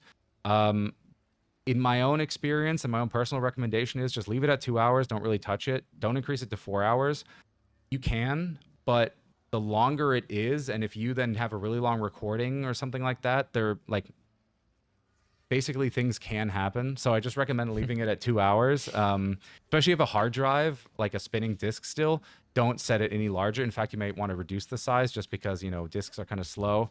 But if you have an SSD, then yeah, just leave it at 2 hours. And again, most matches, you're not going to do that. If you do need to record for a long time, just start the recording and then You'll be good. Yep. So once you've done all that, you can also go in here and change your mic settings. So this is for the audio input for the live commentary. So here you could choose something like your microphone. In this case, we have a Wave Neo connected, or for example, a headset mic. And then you can also change the gain, and then you'll see what the input level is down here. And this is for that live commentary button. This is also what you would use if you've got your 4K Pro installed and you've got the chat link, right? Because the 4K Pro, this device right here, does not have the analog input that you need for the chat link. So instead, what you do with the chat link cable is you connect it to the line input on your computer on the back of your motherboard. And then you select that as your audio input here for your mic. And yeah, that's it. Those are the settings. So as you can see, super simple, super easy. This is only if you want to record. We don't do the streaming. We leave that to the pros, which is, OBS Studio, or there's Meld Studio out there. I think XSplit, TikTok Studio. There's all these different software out there for streaming. Real quick, Phil, with 4K capture utility, there's also, like with every piece of Elgato hardware in our software, there's also a Stream Deck plugin where you can say you have flashback recording on and you're playing, your choice of game, and you do get that awesome triple kill. you don't have to alt tab and then record the flashback. We have a Stream Deck plugin where you can just tap your Stream Deck key and you can just say save the last 5 minutes, because you know that's when that gameplay clip that you were looking for happened, and bam, now you can just tell them, bam, 5 minutes saved. Then when you're done and you're doing a little bit of editing, you don't have to go through hours and hours of footage. You just know you have those last 5 minutes saved to save you so much time and effort when you're inside of those, those video editing softwares to get your content out. So yeah, definitely, it absolutely works with Stream Deck Mobile, Stream Deck Plus, Stream Deck Mark II. There's that plugin that you can check out on Elgato Marketplace for it to do all those recording features. Absolutely. I imagine there were some questions that came through, and I just kind of blitzed through that. So now let's take a look at some questions here and queue those up. So Tight asks, when streaming via OBS, how do you capture footage from 4K capture card without having to capture the 4K capture utility app so it doesn't capture the UI? That is actually a little bit wordy, but great question. I know where you're headed with this. So, and this is actually something which, in fact, I've seen really big streamers do wrong sometimes, or really big creators. I'm not going to call anyone out, but I just wanted to mention it. Like, if you do this, don't worry about it. So 4K capture utility here has the gameplay running, but this is only for recording. If you stream, close this software, and instead go ahead and open your streaming software. In this case, we're going to use OBS Studio.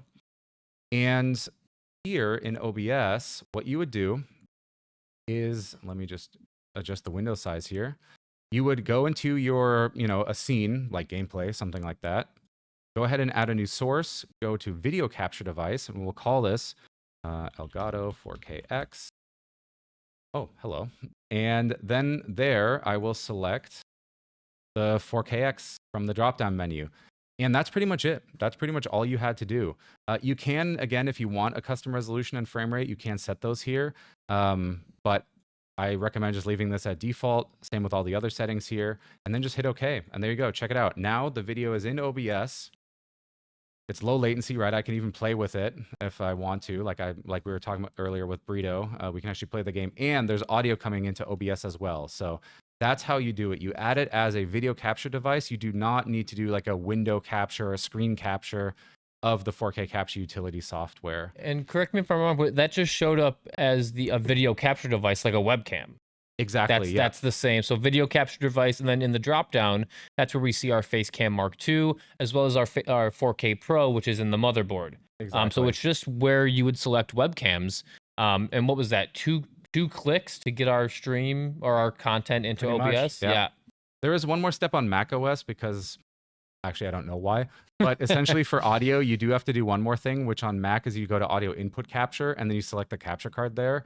They're not combined on macOS. Again, I don't know why, but just thought I'd throw that little note in there. But that's good to know for our Mac users out there. Yeah, exactly.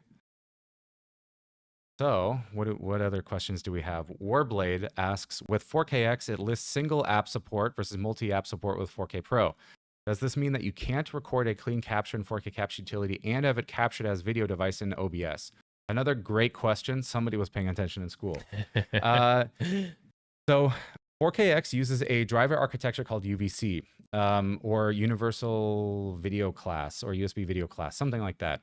Anyways, what it means is it works just like a webcam, so you don't need drivers, you don't need to install anything, you just plug it in and it works. But what that means is it can only work in one app at a time. So, if I actually go into 4K capture utility right now, because it's open in OBS, you're going to see that 4K capture utility it should tell me here that the device is actually in use. Like I can't, and even here it's already like, well, it's kind of hanging. Yeah, it's not really working well, right? It's just, there's actually just black video. It's not really working. So that's because 4KX can only be used in one software at a time. So either OBS or 4K capture utility. But there's a trick. And I saw someone asking earlier, like, what is Streamlink? That's where Streamlink comes in. So check this out. 2 questions, 1 stone. Exactly. Yeah. Now, this is for more advanced folks, and you definitely also need a powerful PC for this, because essentially what you're doing is you're duplicating video.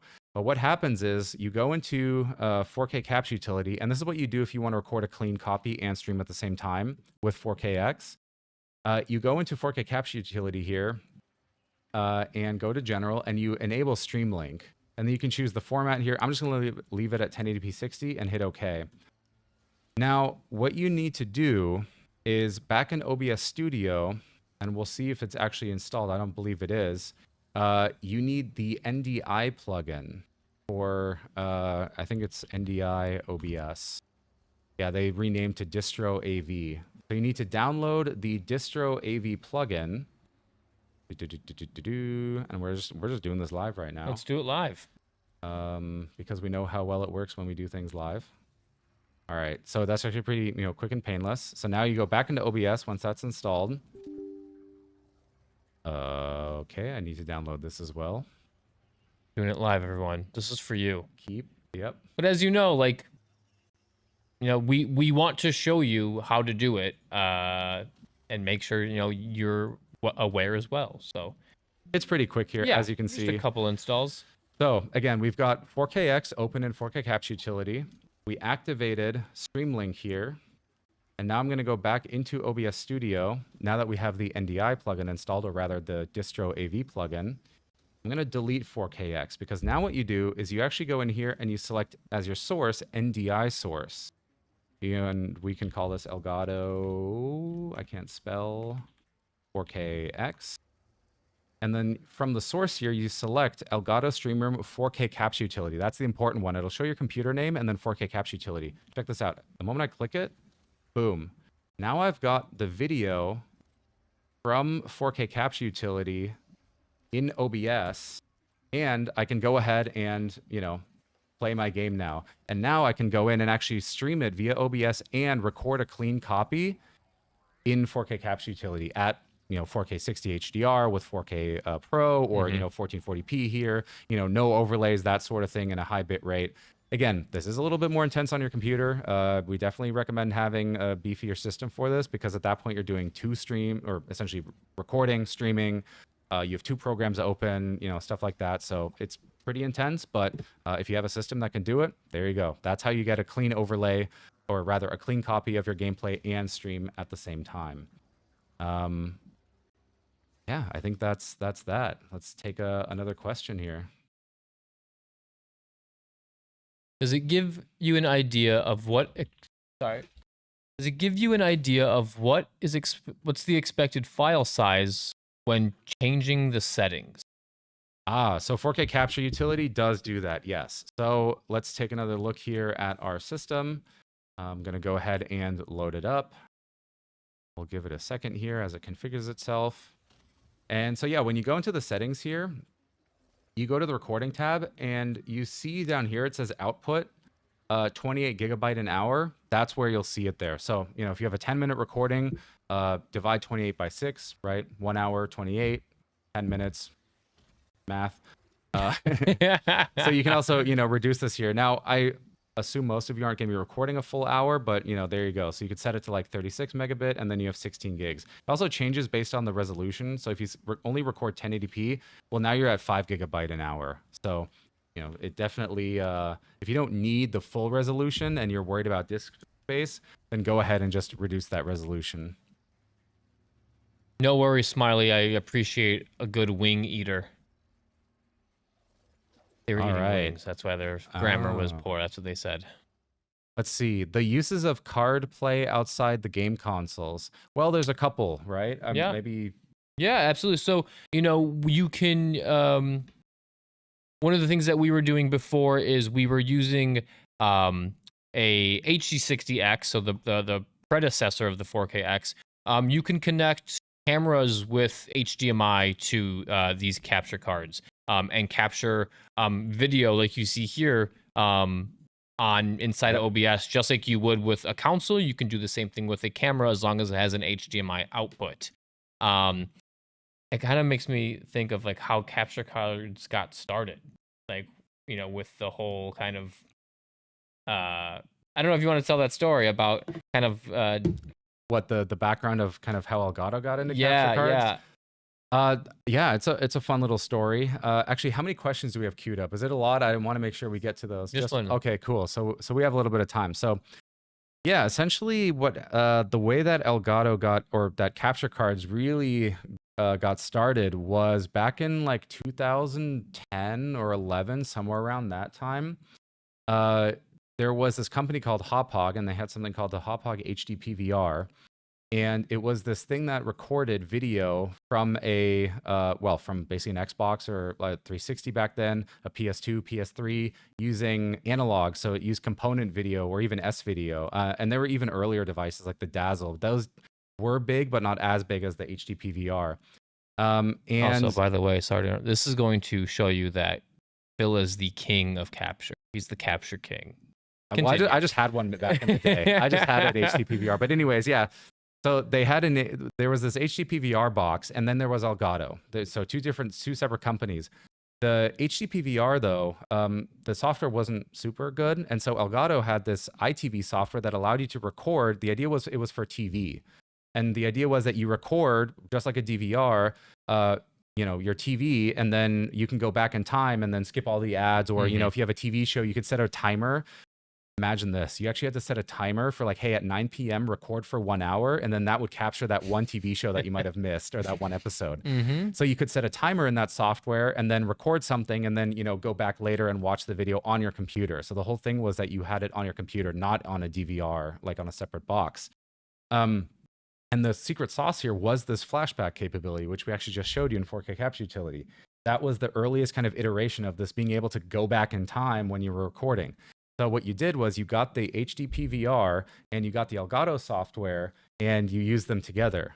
But that in and of itself isn't so interesting. What's interesting is what happened was people downloaded the Elgato software and pirated it. So they got cracked copies and were downloading it. But, people are going to be people. There was whenever you launch the software, it basically asks you to register your email, which people did even though it was cracked software. So it's almost like going to the police and saying, hey, I committed a crime, take me in, please. It was a little bit like that. And so Elgato noticed that a bunch of people were downloading the software and using it for essentially gameplay. And some people back then who were smart were like, this is interesting. We should look into this.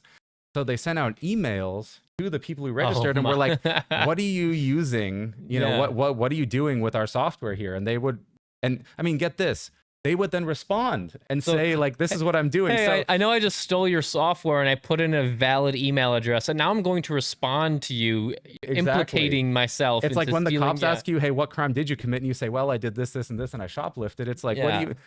So, but anyways, it's a great story. But yeah, essentially then it became clear, there's this demand for, not only a piece of software, but a piece of hardware that can do this. And so then a couple years later, well, not really a couple of years, like a year later, Elgato came out with, in 2012, the original Game Capture HD, which was one of the first HDMI-based capture cards. So it could take in 1080p 60. Phil knows this because he got the email and responded. I don't think so, no. I don't think so. I do not believe I responded to that email. And you paid for your version of the software. Absolutely, I did. Yeah. Actually, no, the real kicker was that I think either my dad, I think he had the iTV for TV, and so I basically just said, hey, can I use that? But anyways, so yeah, it became clear that, hey, people want to record their, Xbox 360s, their PS3s, their PS2s, GameCubes, etc. Obviously that was already happening, but it was not, companies, and like, it just wasn't big yet. And YouTube was by that point only a couple years old, right? Gaming was just kind of starting to really become big on YouTube. Streaming wasn't a thing yet, right? Twitch, no. There was Justin TV, but Twitch, started a couple years later. Absolutely. So yeah, and then Elgato came out with the Game Capture HD. In fact, it's one of the first purchases on my Amazon history. If you go back, I can see like October 2012. You go back like 15 years. Yeah, or so. It's weird that they have the history, but it's like it's weird to look at. But yeah. So it's got that Game Capture HD in there, and that really started the whole story. And Elgato did capture cards, and then identified, there's even more stuff that creators need, like green screens, lights, cameras, and and that the rest is history. And now we're here. Exactly. Yeah. But yeah, sorry to answer your question. Yeah, so I've used capture cards, or we use capture cards to capture cameras putting out an HDMI signal, and then computers recording. Exactly. So you can also do your mobile phone, like if you're playing games on your phone. Yeah. Or you got games on your phone? You guys have mobile phones? Yeah. No, so you can use it for a variety of things, but definitely kind of the primary use case for a capture card is capturing gameplay from a console. Yeah, so pretty much anything that can output HDMI and you want to capture that signal. Besides Blu-ray players, Oh, or when you enable. Sure. So that's the one thing that capture cards do not capture video that is being played back on a Blu-ray player or even your PS5 or Xbox. If you have to launch disable HDCP. if you launch Netflix, if you launch Hulu, right, you're not allowed to capture that stuff, and so HDCP turns on, and then you can't capture that. So it's really only meant for gameplay, or again, from something like a computer or a phone. Heck, you can record from an Apple TV. And Okay. there's games that now on Apple TV. Sure, Did you know that you can sure. use the PS5 controller with your Apple TV? I did not know Yeah, that. so yeah, you can actually, and even your phone, your Xbox and your PlayStation controller. So that stuff is really picking up, and yeah, you can just use a capture card for that. Very cool. Do we have any other questions? Wait, hang on, that username is familiar. Yes, oh, from From YouTube. YouTube. Okay. You want to go ahead and read Absolutely. Hello. If I have a Camlink Pro that doesn't work with one of my cameras, Sony FS5, I believe that's what that says, is there an adapter workaround to enable it? Also, can the Camlink Pro work with consoles? Before we answer that, I believe we're getting rated right now. Lemon rated. Is it the Lemonaded? Is that? Hello and welcome to all the raiders. Hello, Lemonaded? Lemonaded? That's it. Oh, that's it. Which one was it? Or is it Lemonadad? I'm butchering the apologies. names. Yes, Lemon-Dad? Okay. Lemonaded. Tech W. Okay. Well, welcome everyone. You caught us in the middle of talking about capture cards and these amazing deals for Elgato Week. Imagine this. You come into a live stream, you're watching, you think to yourself, hey, I want to start live streaming. Absolutely. Well, boy, it's the perfect time, because if you go to elgato.com right now, you can get a bunch of different products that get you started for about 30% off, or in some cases even more. Yes. Microphones, cameras, Stream Deck. Well, that's starting on Friday. Yep. Capture cards. But there will be Stream Deck webcams. deals, yes. Yeah. But yeah, like Phil said, if you've ever been interested in getting a capture card, they are on sale right now at elgato.com. You can get both the 4KX external capture card, which can capture and pass through 4K 120 or 4K 144 if you're using a PC, and the 4K Pro, which can also do up to 8K 60 pass through, correct. And 4KX is on sale for $169.99, which is a 26% off from its MSRP of $229.99. And 4K Pro is on sale for $199.99, down from $279.99. That's awesome. Which is a almost 30% discount. Yeah, 29% off. So yeah, we're just talking capture cards and kind of history and stuff like that. But going back to the SLR. Oh, that's a great username. I just want to the SL artist. Yes, like artist. Yeah, that is awesome. Great, clever username. I like it. Yes. But yeah, so the Sony FS5 camera, it should work. It should work. Yes. If it doesn't, I would suggest reaching out to our support team. Absolutely. They can help you a little bit further. I don't think you need a workaround. I mean, as long as FS5, that's a pretty modern camera, right? Mm-hmm. It outputs HDMI, so it should work fine with Camlink Pro. So yeah, definitely reach out to our support team. And does Camlink Pro work with consoles? It does. Now, Camlink Pro does not have a pass-through, right? So it doesn't have that ability to output to a TV again. So you'd be playing in the software preview. So that's in OBS or 4K Capture Utility, or if you're using a different software, you'd be using that. But yeah, it'll capture up to 1440p 60 or 1080p 60, but it does not do 4K 60, right? It tops out at 4K 30, and the consoles don't output 4K 30. So the next highest resolution is 1440p 60. Yep. Yeah. And if you want to get your questions in, by the way, for everyone who might have just joined us, in chat, type !Q space your question, and then your question will pop up on screen, and we'll go ahead and answer it. We do have another one here. Urarito says, I didn't know that I could capture a game from my smartphone. How can I do that? Quite simple, in fact. Yep. Take your phone. Most of them have USB-C these days. Get a USB-C to HDMI adapter, and then just connect an HDMI cable, and that's it. And it will send out that signal to the capture card. Yeah. Just like it would a computer or a console. It's very, yeah. Like There is a little bit more to talk about. For example, phones have a silent switch, and usually if the phone is set to silent, it doesn't output the sound of the game over HDMI. So you do need to set it to like, what even is the opposite of silent? Loud? Unsilent? Yeah. Ringer. Ringer mode? Ring Or- mode? yeah. The other thing is if you're on an iPhone, I'm not sure about Android in particular, but if you're on an iPhone or iPad and you have AirPods, phones have the same, well, I'm talking specifically iOS, they have the same kind of limitation as PS5, which is they output sound to one place. So if you have AirPods in, it's not going to send sound to that USB adapter to HDMI. So you do need to play with essentially, like, let's say you have your capture card on your PC, capture that audio, right, into OBS Studio and just connect your AirPods or your headphones to your computer. And there you go. Yep. You can then hear it, play it. Trust me, for Clash of Clans, you don't need low latency. At least last I checked. Apologies if I offend anyone who plays Clash of Clans. You could use ChatLink Pro for that as well if you wanted to. Yes. Yep. Some, like, I know the phone, like Android and iOS also have built-in recording options. Correct. But they do tend to get pretty warm, and especially as games are getting better and better. I mean, we're getting like, essentially AAA games on phones and tablets now.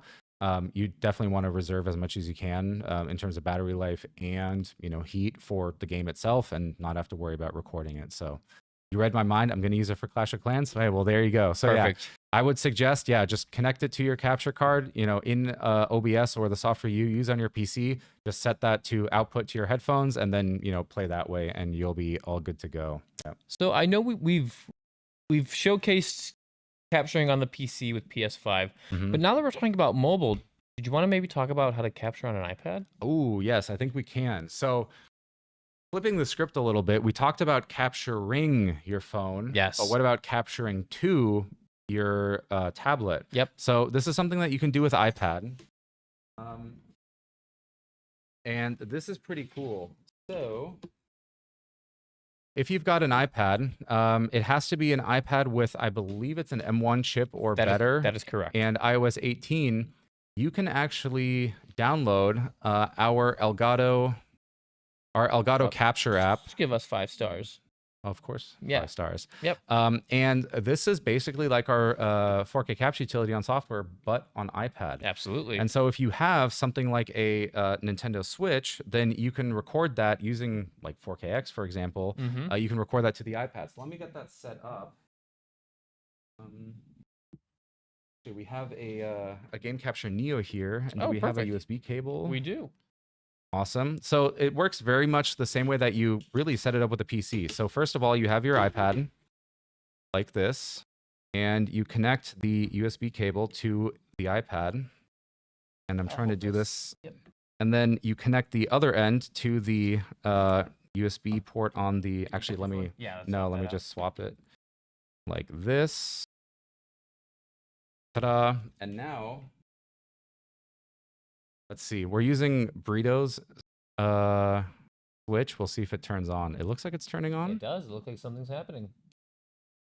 So this is really cool because you can simply, if you have an iPad, you can actually just record with this now on the go. And do I need to turn it on again? You do. It looks like, yeah. Maybe it went into sleep mode. Da-da-da-da. Maybe.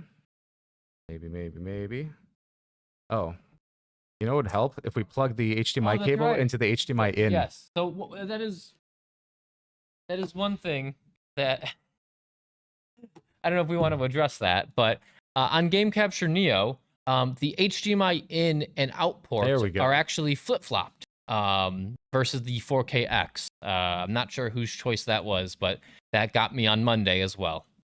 But yeah, so now we are using our iPad as essentially a TV screen and a capturing device at the same time. So if you take your Switch or even, like you mentioned, a ROG Ally or a Steam Deck, you can have a mobile capturing setup with an iPad and a mobile device, whether that is a Steam Deck or a ROG Ally. And not only can you stream or record, but you can also stream even using apps like Camo Studio. that can, go out to Twitch, go out to YouTube, so you can even stream. So this is really cool. So you don't necessarily need a PC or a laptop. If you have an iPad, then you can stream and record as well using either Game Capture Neo or 4KX. Of course, you do need that USB connection, right? It won't work with 4K Pro because that's a PCI card. Yep. But yeah, so that's another really cool thing, and this makes it super easy. I think you're supposed to hit the A button. How do I play video games? There we go. I'm watching it through the preview. This is trippy. Yeah. But yeah, so we wanted to show you guys this, and it'll record at a really high quality up to depending, I think it's 1440p 60 with 4K, 4K 30 with 4KX, and 1080p 60 with Game Capture Neo. And there we go. Yeah. Now now we have Pokemon. What is this? Violet? Is this what this is? Got it. So we have Pokemon Violet being played on the Switch. And as you can see, very similar to 4K Capture Utility, we can just go ahead and hit this record button, and we get this really nice recording kind of overlay, and it's letting us know that we are now recording Pokemon Violet off of the Nintendo Switch. And so if you are on vacation, or if you are, if you're traveling for work and you have a little bit of a YouTube channel, or you want to stream, or you want to create content, you can now do it all off an iPad as long as it has a M1 chip. That is what is required to record at this level. But yeah, look at that. And it's recording at 1080p 60 because we're using Game Capture Neo. But I think Ludo just asked, does it work the same way with non-Neo cards? Absolutely, yeah. So if we were to plug in 4KX right here, we could then capture in 4K 60 on the not with the Switch, but Switch does now put correct. 4K 60. Yeah. So, yeah. But if we were using a PS5, for example, the iPad could also capture at 4K 60 on the iPad as well. And now what's really cool is, if you stop that recording, it'll just record it directly to your camera roll. And then at that point, you can just use all the features. So for example, if you use CapCut, if you do mobile editing, right, uploading it to TikTok, Instagram Reels, that sort of thing, you can upload it straight to YouTube from there if you wanted to. You can share it with your friends. You can set it in Discord. You have all the features available to you that you have, when you just use an iPad. Yeah. So, yeah. That's iPad capture. Yeah. Super fun, super easy, super intuitive. I saw some questions come through if we want to get them on the screen real quick. Sure. What do we have here? Anat says, how many HDMI use in this set with iPad? Just one. Just a single HDMI. A single one from the Switch. And then this is the USB cable from the Game Capture Neo into the USB-C, port on the iPad. So if you were looking to not only play, record, and charge the iPad, you would need something like a dock here, where you could provide PD power. And then you would plug the Game Capture Neo or the 4KX into the hub, and then you'd connect it all via a single USB. So that would provide power to the iPad to keep it charged, as well as the connection from the Game Capture Neo going through the hub into the iPad. You can do all of that stuff. We have tested it here at the office, and it works really well. But yeah, it is just a single HDMI from the Switch to the Game Capture Neo, and then a USB-C from the Game Capture Neo into the iPad, and you can swap the Game Capture Neo out for a 4KX or any of our other older capture cards if you want to use those. So yeah, just Google Elgato Capture app, and then you'll find all the information there. So yeah, it works perfectly with 4KX and Game Capture Neo. I think Warblade has a question. I think I read that 4KX works with an iPad. Ideal usage for playing without bringing a monitor or TV. I'm guessing you can record right to the iPad. Yeah. I believe we did answer the question in the course of this. So yes, yeah, you can play on the iPad screen. You can record right to the iPad, right to your photo library, and then, edit that, share it, trim it, whatever you want to do. Yeah, when we were testing this out, I played a couple hours of God of War on an iPad and recording it to the iPad. And also, with a dock like this, you can even put an SD card in and, record footage that you record on the iPad to the SD card instead. It just kind of depends on what you want to use it for.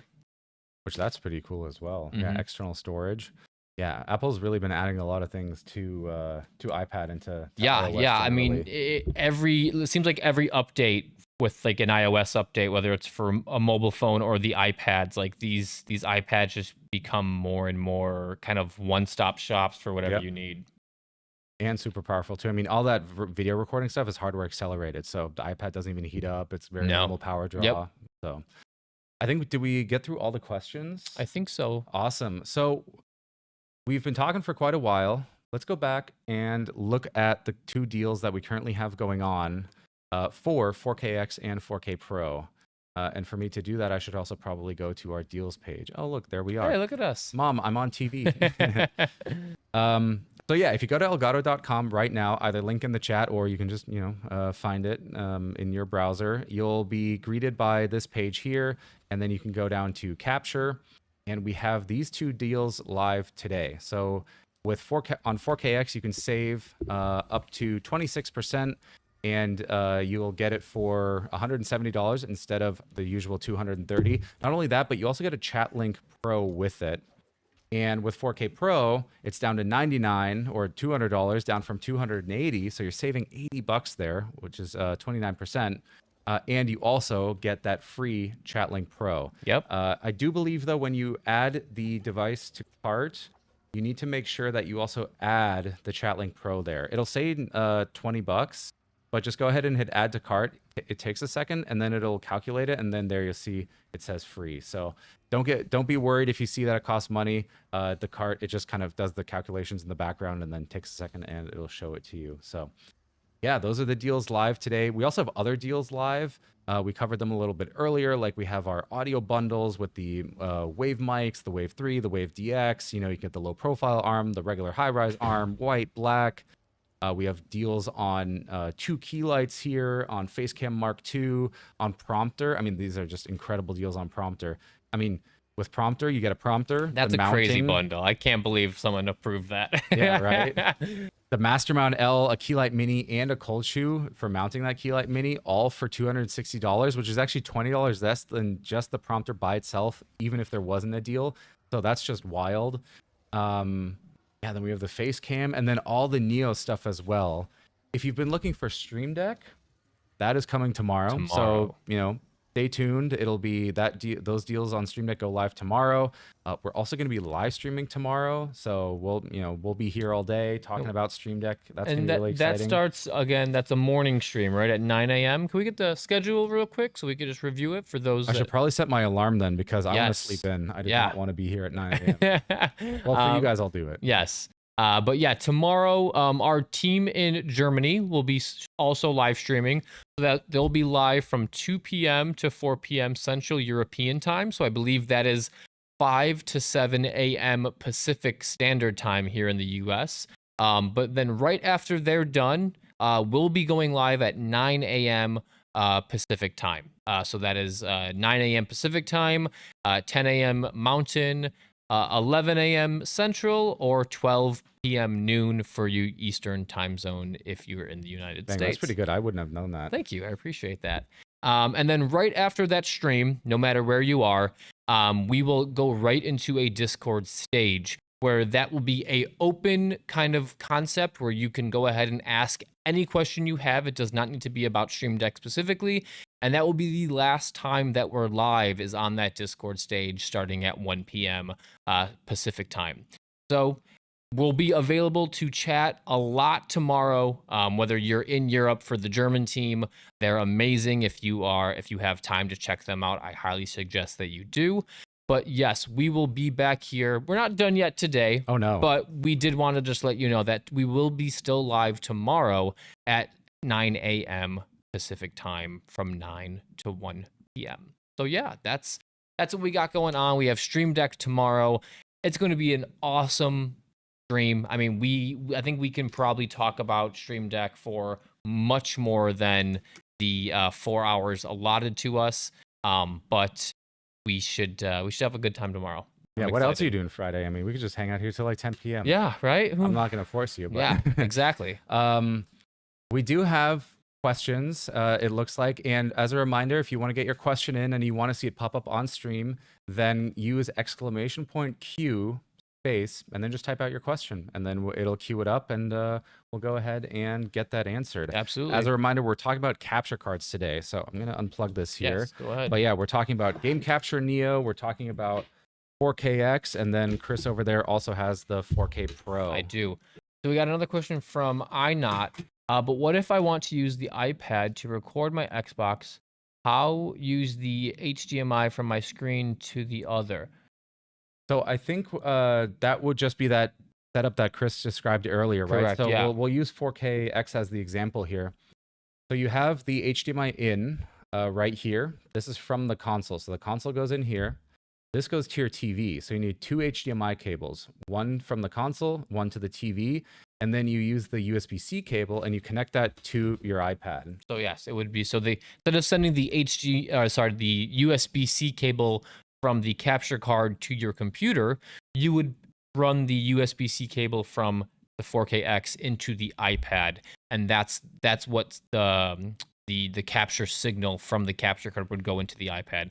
And so you would be able to play on your TV as well as capture on the iPad at the same time. So you would need 2 HDMI cables and a M1 chip iPad Or better. better to complete that HDMI circuit. From Chris Stoll. Hang on, is that? I don't think so. Ah, okay.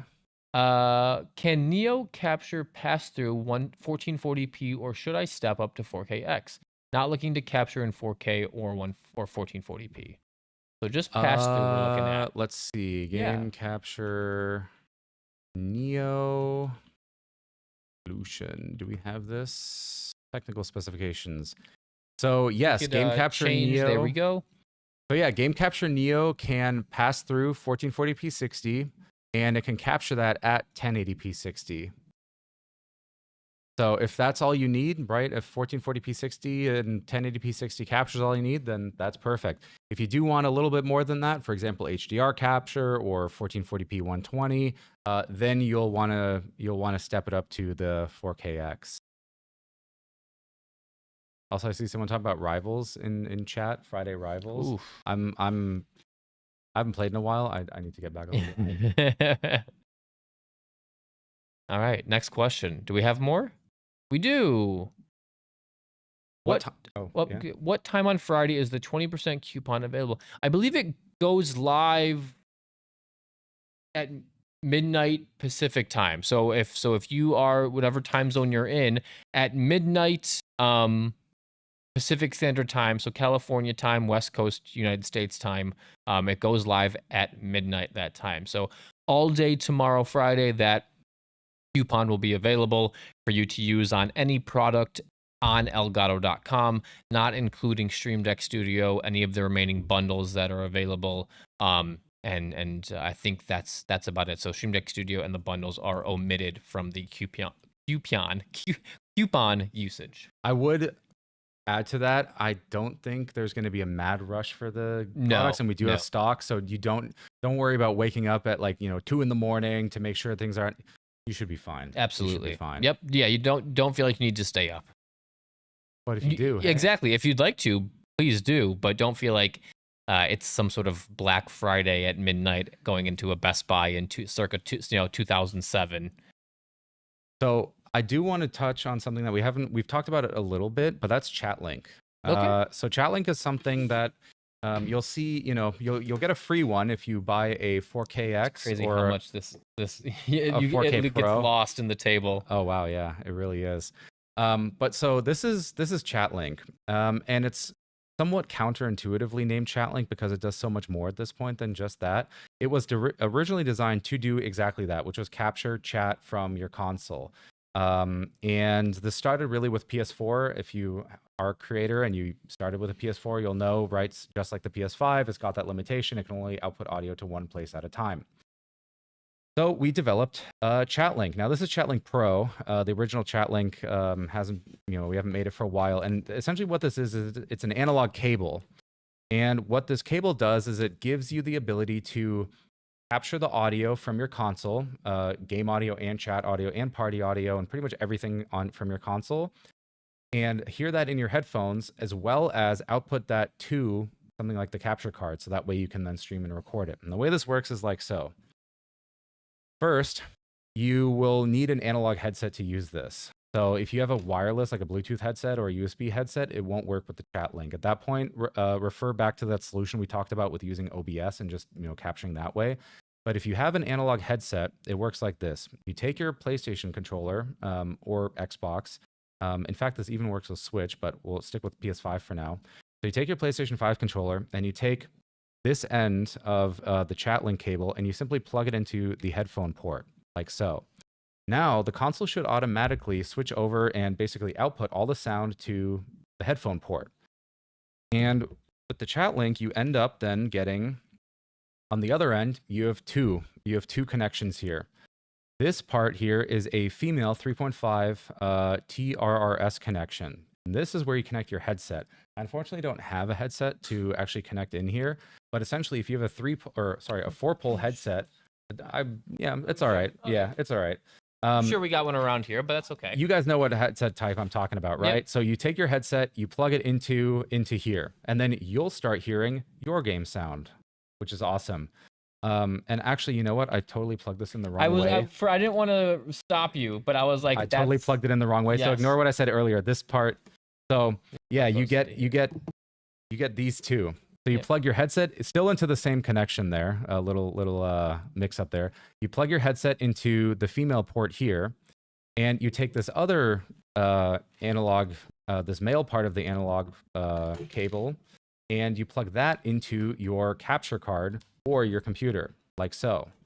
And basically what this will do then is it will transfer that audio, well, it splits your audio essentially from the controller to your headphones, which are connected here, and to the capture card, which is connected here. And that's how you then get your sound. So that's the scenario that we were speaking about earlier, where PlayStation only sends the sound to one output. Exactly. So in this scenario, the output that PlayStation is sending it to is the controller, or is it the headset? It's actually, well, it's the controller, and ChatLink is splitting that. It literally has, you can see here, there's like a Y connector. Correct. It's splitting that to your headphones, and then there's this longer piece here to the capture card. Got it. Now, you might be wondering what this piece is right here. This is a noise isolator, and essentially what this does is if you're charging your controller at the same time as you're using the capture card, it can create a ground loop. Like literally the electricity is kind of like flowing in a circle between the controller and the capture card and your computer. Because your PC's plugged into the wall. Exactly. Yeah. And so this thing is essentially a isolator, a ground loop isolator. And so you just flip this to on if you hear any buzzing, and then that buzzing should go away. Yep. Be going away. I would recommend just keeping this on anyways. Turning it on and off, like there's no sound difference. So just keep it on. But that's what that's for. And that's also why we call it Pro, because the original version didn't have this. But yeah, that's ChatLink. It's really quite simple. And again, this only works if you have an analog headset. If you have a Bluetooth headset that you connect directly to your PS5, or you have a USB headset that uses a cable with a USB connection to your PS5, or you use like the headset, what is it, the PlayStation, what's it called? Like they have their own brand. PlayStation Pros or something like that, or Chat will know. I'm sure we'll get a correction in just a second here. But if you have the PlayStation headset, again, the sound will only go to that. So in those cases, what you have to do is you set the sound to actually go out to the HDMI cable and then into your computer. Then in OBS or whatever software you're using, you play that out. It's called monitoring. You set the monitoring to output to your headphones, and then you just listen to it via your computer. This definitely, though, is like basically the lowest latency way to get the sound. I mean, there is no latency, right? This is an analog cable, so there is no delay to your headset that you have connected. So again, if that's important to you, then you'll want to use ChatLink cable, which, by the way, right now, if you buy a 4K Pro or a 4KX, you get ChatLink for free. So not only do you get the products for cheaper, you also get this cable, which is a $20 cable with that. But because you might not need it, but in the off chance that you do, you already have it. If you're looking to do some capturing. Yep. So yeah, that's ChatLink Pro. It's it's somewhat unfortunate that it's still needed. We would have liked to, we wish that Sony would address this at some point. Maybe with the power of the PS6 they can do that. Hopefully. Hint, hint, wink, wink. Fingers crossed.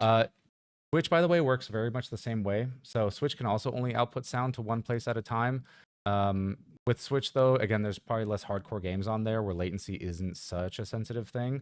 So you can just, again, play that sound like Burrito was talking about earlier through OBS, and then just listen to it that way. You'll be fine. Xbox can output sound to multiple places. You can literally just go into the sound settings and it'll say like output to headset and I think it's like receiver or HDMI at the same time. So you don't really need that. Perfect. I was going to say, yeah. someone mentioned how big Neo was, and I did want to do a small comparison. Or do you want to use the here? If you have a PS5 or this is like a PlayStation 5 controller, Yep. you can see. We don't have an Apple, unfortunately, Yeah, or sorry, or banana banana. for comparison. So if we can get the side. So this is the PlayStation 5 controller. This is the 4KX. And then if we put 4KX next to Game Capture Neo, so it might be a little bit longer, but it's definitely thinner than the 4KX. You know, if we put them, so it's thinner. It's about the same size next to the PlayStation controller. So it's yeah. But it's also lighter somehow because this is already super light. And it's very like on Monday I was showcasing, I was like putting it in my pocket, be like, you can't even see it now, and then pulling it out like what, like your Pokedex or something? Like, I'm ready to capture, you know, like or Yu-Gi-Oh, you know, like let me prepare my cards. My capture card. Yeah. Believe in the heart of the capture cards. Oh wow, looks like we have a pretty long question there. Face cam in the cart. So the thing is, we can't address some of these things like live right now. In fact, most of our team that works on the website that could deal with this kind of stuff, they're actually asleep because they're in Germany right now. Excuse me. And so if you have any issues, make sure to check back tomorrow and also just contact our support team about it. Or, you know, even James here. There we go. That's a bug our IT team is looking into. There we go. So yeah, we're on it. Yep. And just so you know, Crazy Money, we have these deals are going all the way till Sunday, so it's not like they end tomorrow. The sales go all the way till Sunday, and we'll make sure that you know, this issue is taken care of, and we'll figure it out for you before these sales end. Yep. Also, sometimes the cart can just act a little strange. Just wait. Yes. Like a couple recommendations right now. If you want to try it, try a different browser. Try incognito mode. Turn off any add-ons that you might have. You know, ad blocker, Honey, that kind of thing. ad block, yeah, stuff like VPN, whatever. Stuff that are like using APIs to like check for different pricing online that can affect the cart because they're all kind of connected in a weird way. And then finally, just, you know, give it a second. If it's kind of doing its spinny thing, just wait, and hopefully it'll resolve itself. But again, if not, and it sounds like James here said, it's a bug that our team is looking into. All right, do we have any more questions about capture? Looks like we got a couple, yeah. Remember, if you have any questions, !Q, space, type it out. Is the 20% coupon launching tomorrow an actual code, or is it a blanket discount that is put onto the products? It is an actual code, so make sure you check. I agree, Smiley, anyway. That was just wanted to agree with you. It is a actual code that will be announced across all of our social platforms, I assume. Community social media team over there. Where will the code be announced? It will be on the website as well as posted on our socials. It won't be just a blanket 20% discount, but if you check the website or if you show up in stream tomorrow, we'll be plastering that 20% discount code all over the place. So website, social media, or the streams tomorrow, you can get yourself the code. And it was just informed to me that it does not apply to Stream Deck Studio, bundles, or any other existing discounts. Height asks, if I just want to capture my game audio on the PS5 Pro and only use my headset for voice chat, parentheses, not captured, then I don't need a chat link thingy, right? If I only want to capture my game audio and I use my... that is correct, yes. You would not need chat link. But it sounds like you might be considering buying a capture card. In that case, you'll have one. But yeah, in that specific scenario, you do not need chat link. All right, and I see some. Did I miss the giveaways? Not yet, right? We haven't done a giveaway yet. When are we doing the giveaways? Because I believe it's 3:15. Okay. All right. We got a 4K Pro order. Look at that. Perfect. Thank you, Tight. Appreciate it. Question is, what's the first thing you're going to capture? Because you said PS5 Pro. Yeah. Which, that's awesome. So you're going to have some beautiful 4K games on there. What's the first thing that you're going to capture? What do you think? What do you want to put some money on it? Before we look at chat? What are we thinking? I don't know. I mean, is it like a recent game? Are we talking like maybe it's a newer game? What's the one where you kill monsters? Ooh, RuneScape on a dual PC. Ooh, Monster Hunter Wilds. That's a good choice. I'm gonna say. Oh, we have a winner. You're good. You're good. Free lifetime code for Stream Deck Mobile. Is it just 1 year codes again? No. So we actually just got the confirmation that. Oh. Or we're hearing different reports coming from the left and the right side. They were supposed to be 1 year codes. It might end up being lifetime codes. If it's a lifetime, that's pretty cool. That's pretty cool. We'll see what happens. Yes. But yeah, lifetime. The plan was 1 year codes, but our sales, we have sales that are above 30%. We're doing like giveaway stuff. It's all crazy here. It's all whack. Ooh, I'll capture my digital microscope. Besides gaming, I'll capture my digital microscope I use for electronic repairs. That's super cool. Ooh, I love those TikToks. So I don't know if you do YouTube or TikTok, but I love those like macro microscope, like where it zooms in to like what they're looking at, or like let's take pond water and look at it. Always enthralled, constantly. But it's still just a code again. Yes, Sheezy, it is just a code again. You make it sound like a negative thing, though. No, that could be a lifetime code. You put that code in. It's a lifetime Stream Deck, Stream Deck Mobile. Absolutely, it's huge. Let's see. What do we got here? Okay, are there any other questions on capture? We're talking 4K Pro, 4KX, Chat Link, Game Capture Neo, OBS, 4K capture utility, different consoles, iPad capture. Yep. Stream Deck controls with 4K CU. You can do flashbacks. You can record with a tap. You can, can you change resolutions with the tap of a key? I don't believe so. Okay. No. So not that. It's mostly all about recording, starting, stopping, all of that good stuff. Exactly. I do have a question for chat. If you already have a capture card, which one do you have and what do you primarily use it for? Oh, that's a good question. They're all asking me questions. Yeah, that's right. Unfair. I want to ask you guys some questions. Get to know your chat. Yeah. What capture card do you use? I know there's usually one or two people who say they have like a Game Capture HD 4KX. Look at that. Then. Yeah, right. Hang on, that's a burrito though. That's like cheating. Or they'll hit you with Game Capture. Yeah, you just said that Game Capture HD. I left earlier. Just before you showed iPad capture. Can you use it to mirror your iPad for art streams, etc.? You could, yes, yeah. So So this would be like if you're doing art using like Procreate or something on the iPad, then you can capture that iPad output.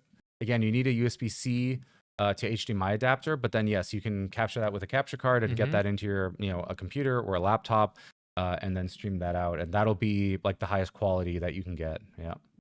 Yep. Let's see. Yeah, we had a couple of people say 4KX. We have OG 4K60. Also like the big internal one. Right? Yeah, the big fat one, the big Chungus card. Big Chungus. That was pretty cool. That was our first 4K card, and it was actually here's a little technical tidbit. Maybe some of you who've been in the stream for longer know this. Tidbit. But that original 4K capture card, so that was like 2017 or 2018. 4K wasn't really that big yet in capture, so we were thinking, okay, how do we make this happen? It's actually 4 1080p capture cards that are all kind of working together. Yep.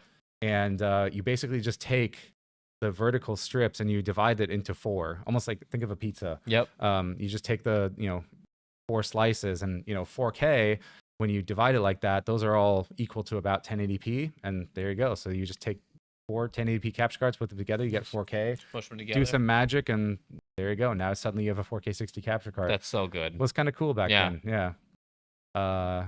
We even added, I think it was HDR pass-through via firmware update, which also wasn't supported on day one. So yeah, we've been doing a lot of cool stuff over the years. Hence the Chungus. Exactly. Yeah, definitely. You have an EVGA XR1. Awesome. All right. Also very capable. Yeah. Early 4K monitors did the same thing with multiple cables. Yeah, I do remember. I seem to remember that you would connect like 2 DisplayPort cables or 2 HDMI cables, and then you would get, again, very similar thing. Sure. In fact, some monitors did that up until pretty recently. It was still it was one cable, but actually the processor, like the display processor, couldn't handle 4K, so you'd have like 2 display processors. Interesting. So you would get sometimes like or like the display controllers, the T-Con, it would like split the monitor down the middle. Like if it broke, then you would see it. Not Sure. great, but yeah, there's always these. I personally love tech, so there's always these really cool like workarounds where in theory, if it works all how it's supposed to, then you would never know. Of course. When it doesn't work, obviously Yeah. not great, but it's all these ways to get these, always push technology a little bit further or make it do stuff that it maybe originally wasn't meant to do. Yeah, I remember there was with the 4K 60, one of the issues that might have arisen was one of the quadrants would go out. Yep. Yeah, that was one of the cards having an issue. have happened here or there. Yeah. It's hypothetically. Or they got out of sync, so you just restart your computer and it was fine, but literally they would not be in sync. Bye. All right, let's see. Frozen says 4KX. I'm assuming. Oh wait, there's a question. I'm assuming game capture the Neo is $59.99. If that's true, there's no reason for me to fix the bugs. Oh yeah. You control prompter right there. Let's see. Whoop. Where is it there? Oh, they're talking. Got it. Got it. Smiley's got another question. What is the most unique way that you've seen these capture cards being used, and what other interesting ways can you think of using them? I do have one. I don't know if I'm allowed or should mention the name, but there's a medical company out there that is using these capture cards in its, not in the X-ray machine, but essentially it's capturing the output of the X-ray machine and beaming that to a remote command center somewhere else that remote doctors can look at. Mm-hmm. So you imagine this, you go into a hospital, you get an X-ray, there's a capture card there that's taking the video from that X-ray, and that's being streamed to someone who's maybe hundreds or thousands of miles away and remotely looking at that and then helping, determine what might be going on. So that is one way that our capture cards are currently being used that I know of, which is pretty cool. Didn't expect, something like this here, which is primarily meant for game capturing, to, be used in the medical field. Yeah, saving people's lives. Yeah. I can rest easy at night knowing that. Okay. Do we have any more questions? Thought I saw my. Crazy has another question. Maybe if you want to type it in with !Q, we can get it on screen. Yeah, exactly. Telehealth. Yep. Exactly. I know there were some issues with Camlink Pro availability. Is that resolved, and is it here to stay? Unfortunately, well, do you want to talk about? So you're correct that there were some issues with the Camlink Pro's availability. And is that resolved, and is it here to stay? So I regrettably am here to inform you that Camlink Pro is not here to stay. If you see one available for sale and you are interested in it, I highly recommend picking it up. Can we get intricate about it? Well, I believe we did one last run of like 1,000. Correct. So there might still be one or two on our website or some sort of retailer or online somewhere, but we officially Camlink Pro is end of life. So it's it really comes down to the chips that it uses are no longer being made. So the chips that we put into our capture cards, we use certain chips. If those chips are not being supported by the chip manufacturer, then ultimately that chip no longer can be produced. And unfortunately, that is what's happening with. But I would say, we can't talk about upcoming products. However, we do know that there is a need for multi-input capture devices. So I'll leave it there. Happy to have it already. Works great with my 2 NX1 cameras and a GoPro. Awesome. Bingo. Yeah. No, I mean, we're using a Camlink Pro right now. Correct. I believe, right? Yep, absolutely. So this main camera we have here and the side camera that we have over there, those are both being pumped into a Camlink Pro, including, so I have this camera here, that camera there, and including our demo station. That is actually we're taking the HDMI from the graphics card and putting it into our Camlink Pro. And that's how we are using a kind of like a dual PC setup is HDMI out from the graphics card into the Camlink Pro. So we're using 3 out of the 4 ports for our Camlink Pro. There's another question from Smiley Sloth. I left earlier just before you showed iPad capture. Oh, we answered that. Oh, we answered that one. Yep. It's still just up on the stream. Okay. Or maybe we might have answered it off the prompter, one of the two. Let's see. Okay, so no more questions. No more question. We answered every question. I know you. I'm looking at you. You know who? Yeah. Me? You. Me? No, or them? You. Oh. I know you have a question. And guess what? We're here right now dedicating our time to answer that question. So get it in now. And also remember that if you go to Elgato.com, we have deals on a bunch of different things for like 30% off or more even. Okay. Let's see. A standalone device that handles encoding and uploading without the need for a PC would be cool. That's it's interesting to talk about that kind of stuff because the reality is that mobile devices are getting so strong these days. Because yeah, sure. Taking a step back from answering question for just a second, I think it's an interesting comment. Sure. And like talking about product and stuff like that. There are a bunch of devices out there, and historically, yes, there were definitely specialist needs for, hey, I need 4 HDMI inputs, I need a couple USB, I need this, that, and I need basically a box that I can take with me and somewhere, and it does a very defined like one thing. However, as we were actually just demonstrating with iPad, you can do some really powerful things, and frankly, that iPad or even your phone can do a lot more these days, often than these like multi-input, multi-output boxes that they're really quite limited. Some of them allow you to add like 1 overlay. Some of them allow you to mix only like 3 audio tracks, right? So it's interesting because when we look at that, it's like, do we want to invest our time into building something that's somewhat of a closed loop? Like this is it. It can't do anything else, even if we wanted to. Or do we look at how do we interface with something like an iPad as a platform where we build some software and you can then add hardware in there and it can do a bunch of different cool things. And hey, every time the iPad updates or there's newer powerful ones, you can do more. So it's always interesting to look at that from a product development perspective, is like what makes the most sense here. And often, it's our job in a way when we're developing products to think of the things that you might not even think about, right? Like we want to come out with products that it might sound cheesy, but like surprise and delight. Like when you look at it, you go, oh, wow, that's cool. I hadn't even thought of that. Or I didn't even know that was possible. Or, that's pretty cool. Now I can see doing something that I didn't know I could do before. And that's actually really the challenge for us. It's not just, hey, let's build something that has existed before, but how can we advance, the state of essentially content creation? Yeah. Oh. And I use my DJI Pocket Osmo 3 with my teleprompter. I just ordered it yesterday. I believe you can. I've actually seen it. That's the webcam, correct? No, so the Pocket, it's one that's like a little stick, and it's got the tiny camera on the front that looks like a gimbal, and it has the built-in screen that you can also flip sideways. Got it. Okay. Yeah, so I believe you can. I'm not sure how exactly it would connect. I know it's got like the tripod connection at the bottom, like the 1/4-inch thread, but that would make it then too tall. So you might have to do a little bit of finagling, maybe do some Googling. I personally haven't seen it, but do some Googling. Let's see.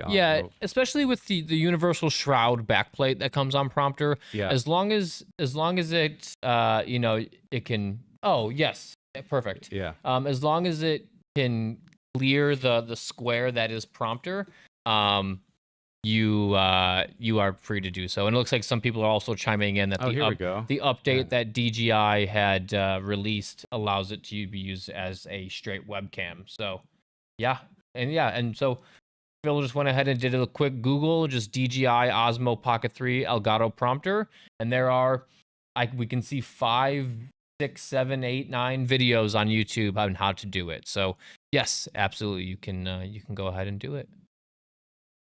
I saw someone turn the shroud upside down and it worked better for that. Sure, yeah. If it if it works, do it.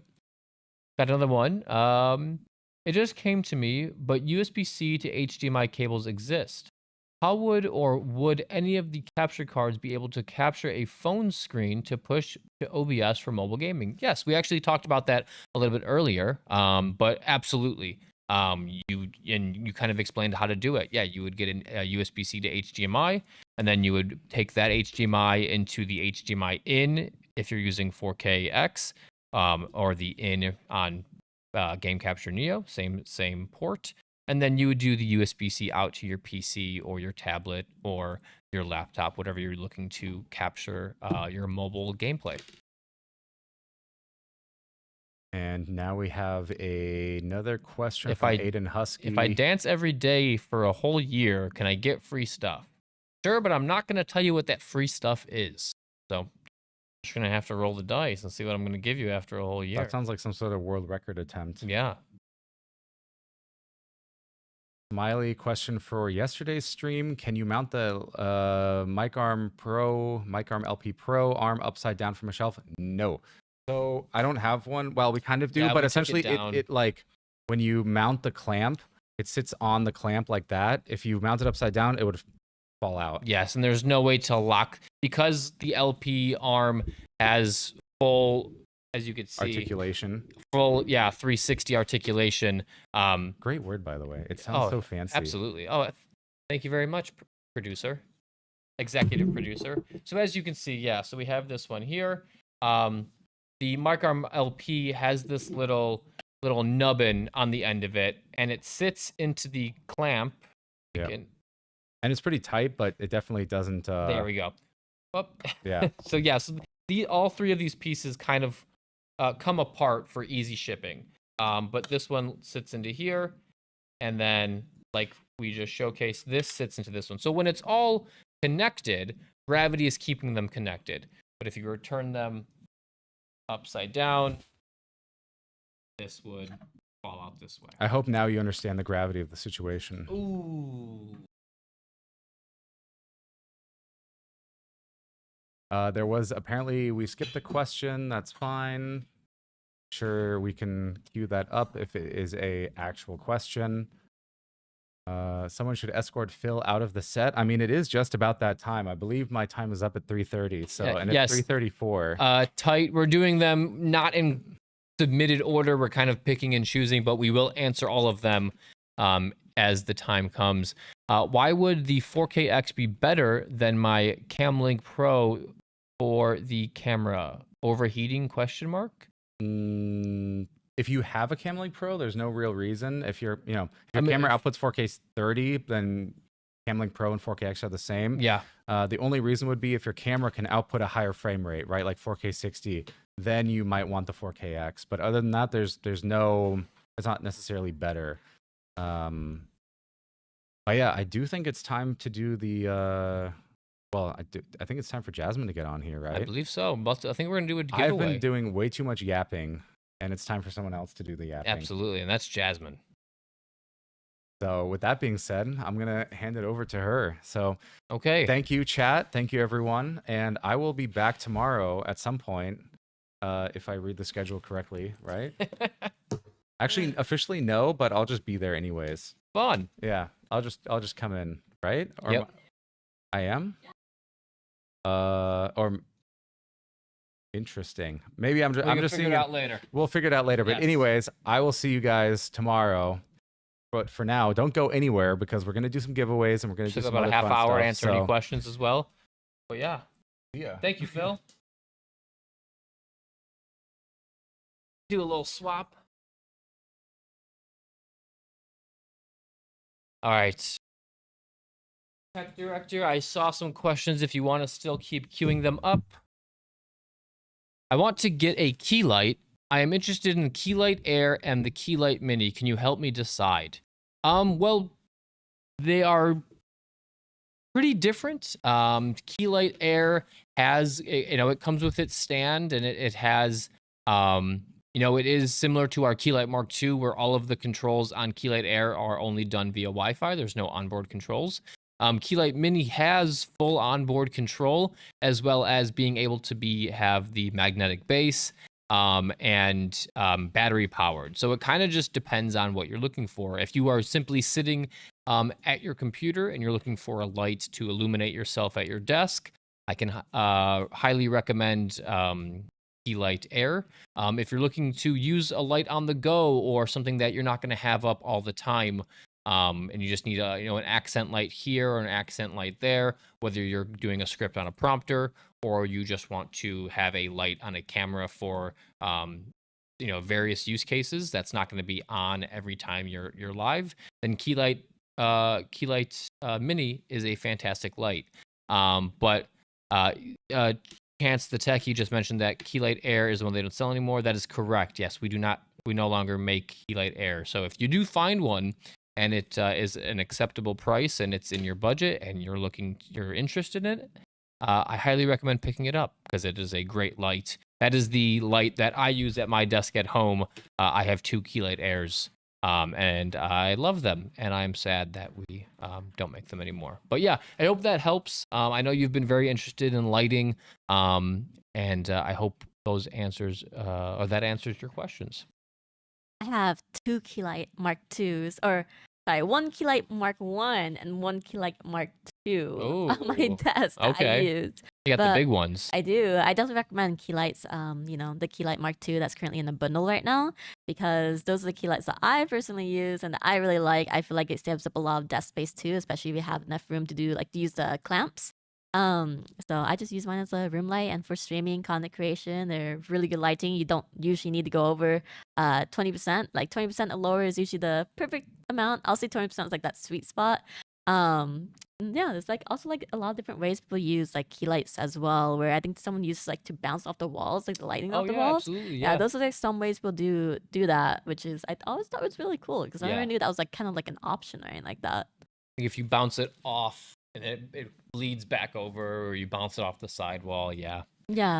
All right, another question from Aiden. Does the current version of the 4K Pro come with the LP bracket? That is a great question. So the current version of the 4K Pro does not come with the low profile bracket that did come with the previous internal capture card. So if you are a low profile bracket user, make sure you grab, we have it on the website, so it is available, but it does not come with that low profile bracket. It comes with this standard size PCIe slot bracket. So that is a great question, and it is good to know that there are users of the low profile bracket out there. Next question is from Warblade. With that LP, could you attach 2 of the LP base arms in addition to the top rising arm? So if you want a super long LP, yes, you can. They are the same size. Or the same, their connections are the same diameter or whatever the terminology would be. But yes, you can do that, yes. Next question is from Donovan. Will this work well with my Canon R6 for streaming, or is it too much? Canon R6, I would say yes. I am not super familiar with all the cameras, but we do have an amazing site that if we want to do a little bit of a screen share real quick. Our camera compatibility list, yes. If Ahmad can also link this for us, please.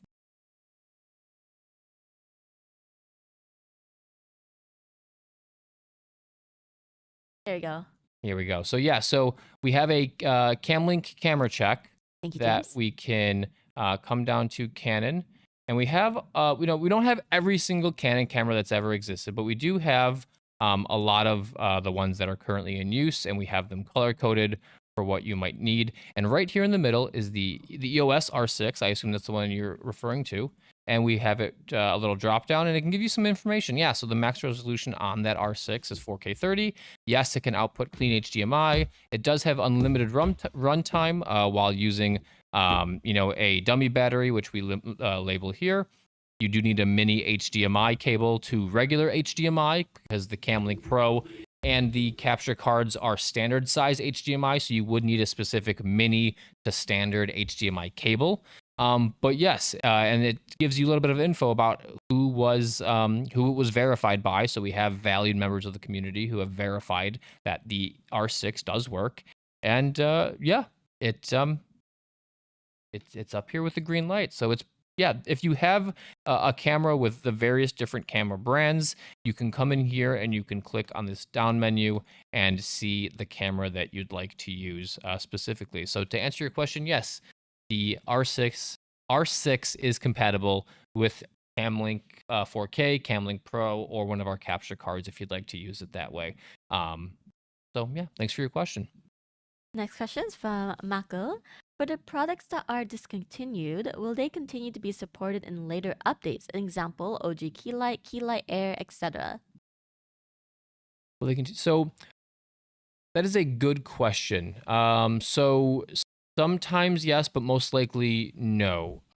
They are EOL'd products, so at the end of the day, we would use our manpower and brain power to focus on the ones that are currently being updated and supported. So unfortunately, most likely no, they would be focused on the newer products. Question from YouTube from Clark.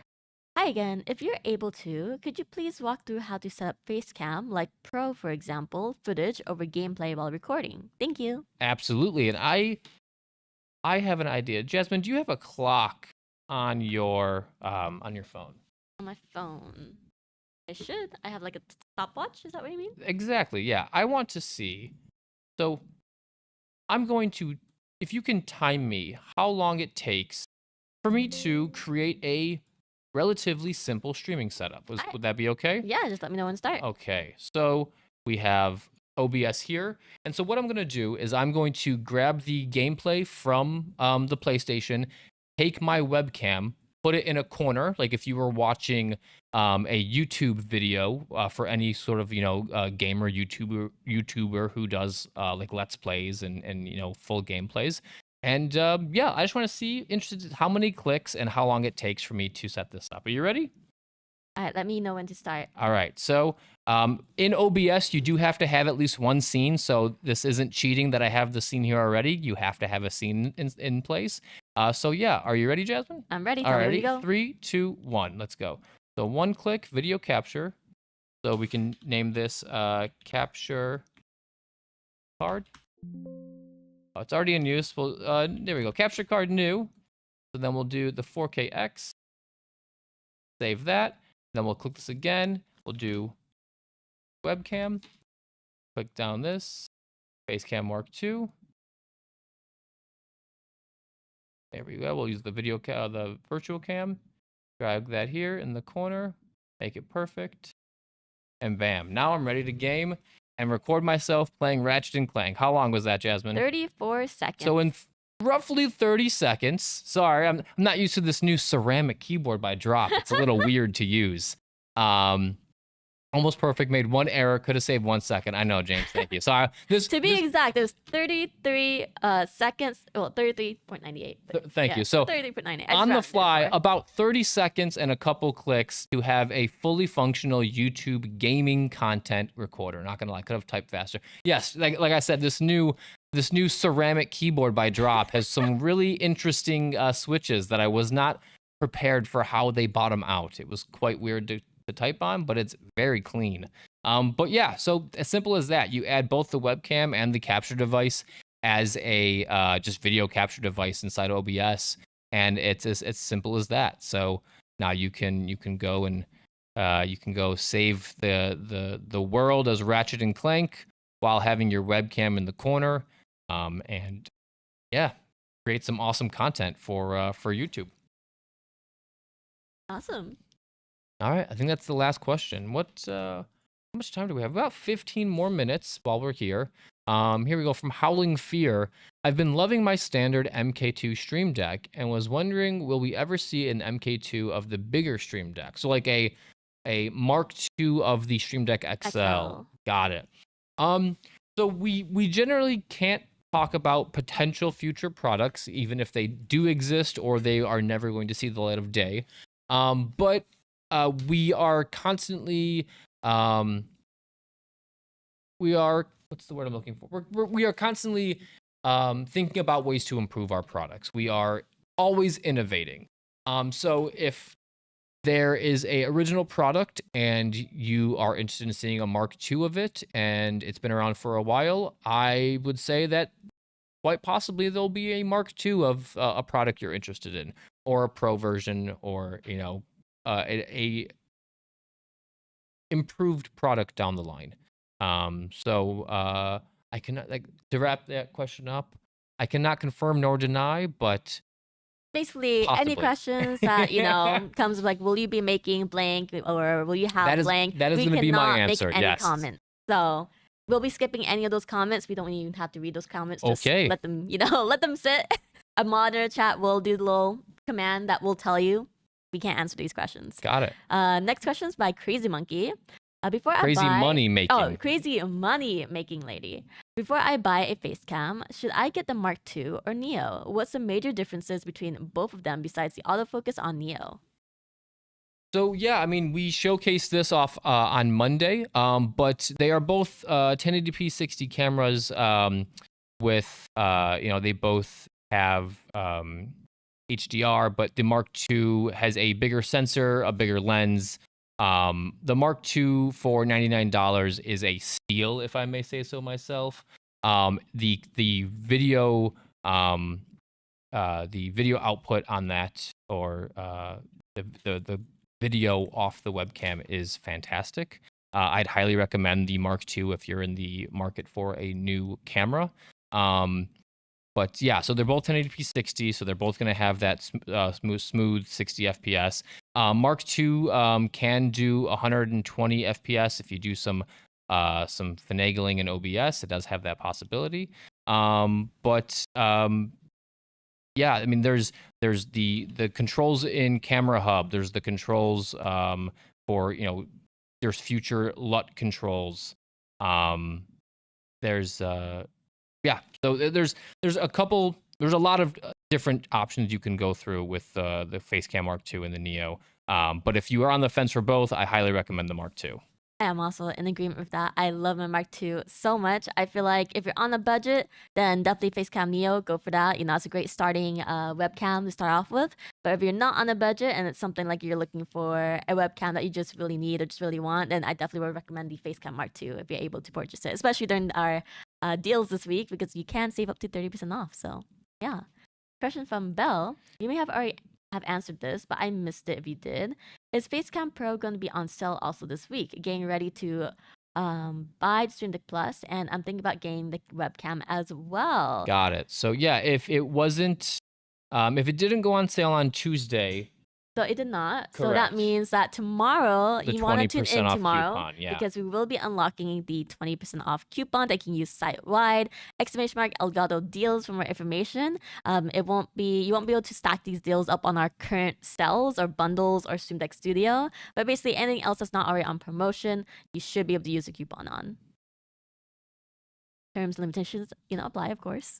Shipping is crazy fast. Ordered a Facecam Mark II on Tuesday and I already got it delivered today. Glad to hear it, Blue Star Mako. That's what we like to hear. Enjoy your Facecam Mark II. It's gonna be great. It's especially gonna be really fun to set up everything on Camera Hub as well, just to make it look nice in your crisp setup. Yep. All right, sweet. I guess we're calling the questions. With that being said, let's start the giveaway. Yeah, exactly. I was about to say, let's start the giveaway.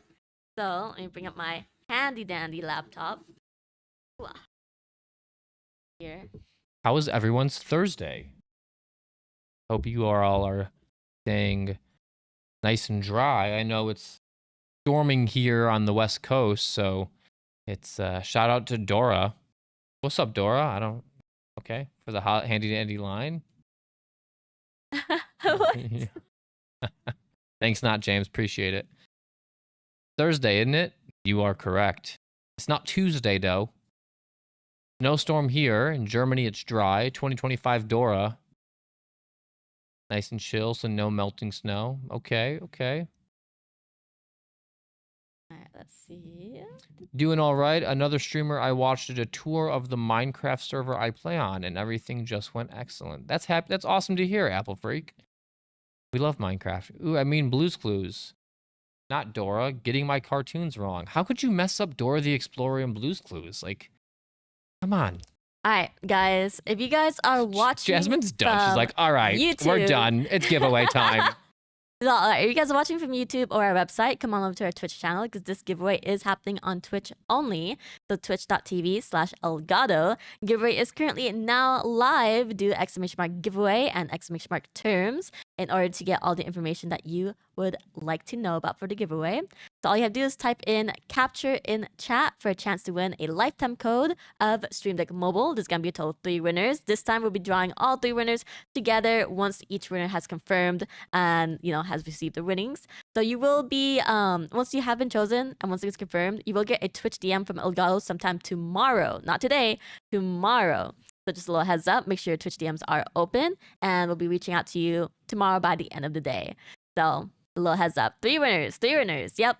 And make sure to hit that follow button on Twitch. If you're not following us, then unfortunately, if we pick you and Nightbot says you're not following, we're going to have to re-roll for a new winner. So this is, a little heads up. Make sure to hit that follow button. And as usual, you do need to be present when the winner is drawn. But once your name is called, you have 1 minute to type anything in chat to claim a prize. Otherwise, we will have to re-roll for a new winner as well. So. Somebody asked how we are doing today. How are you doing, Jasmine? I'm doing great. Yeah? Yeah. Super excited for, the end this week. Yeah? For Stream Deck?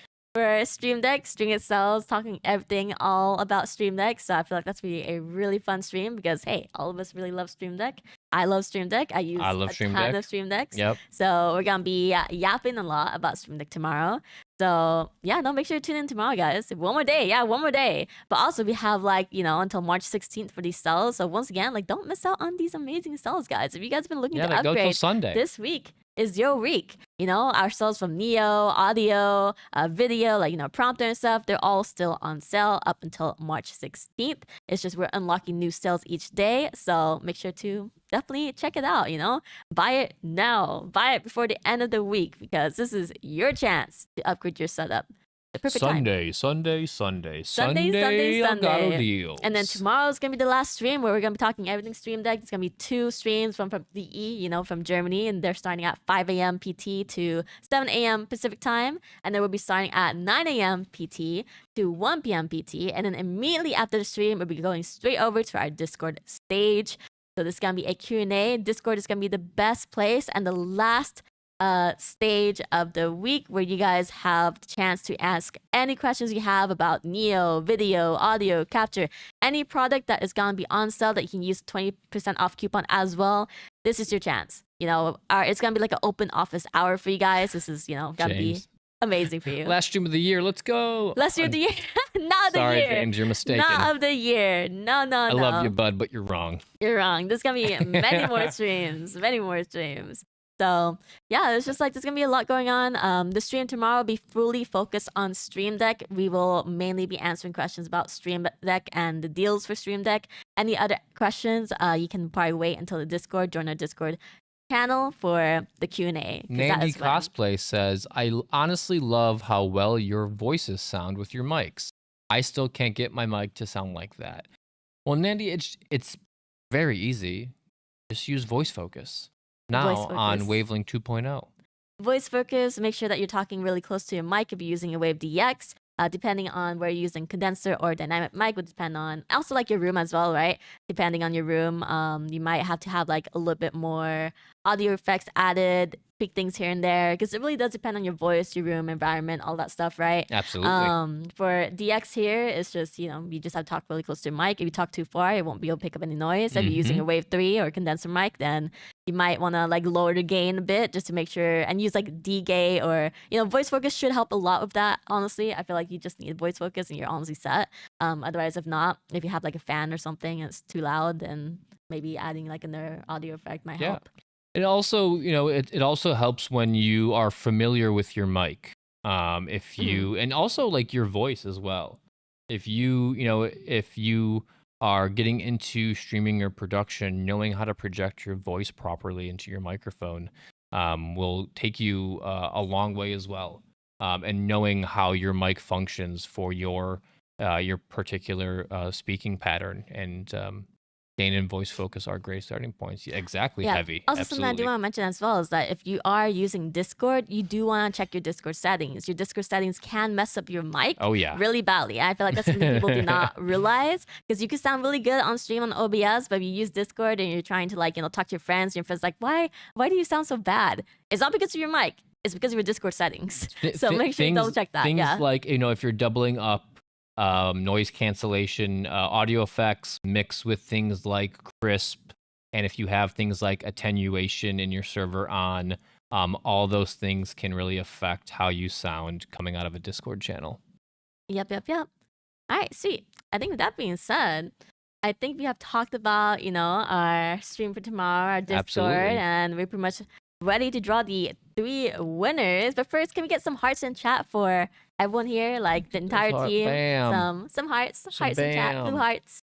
Because yeah, like it's been a week, that's for sure. Like holy, a full week, guys, of streams, Q&As, waking up so early. We got one more day. Tomorrow's an early day too. Tomorrow is an Yeah. early day. But hey, tomorrow's gonna be the last fun day about Stream Deck, you know? So I feel like tomorrow's gonna by really fast for us.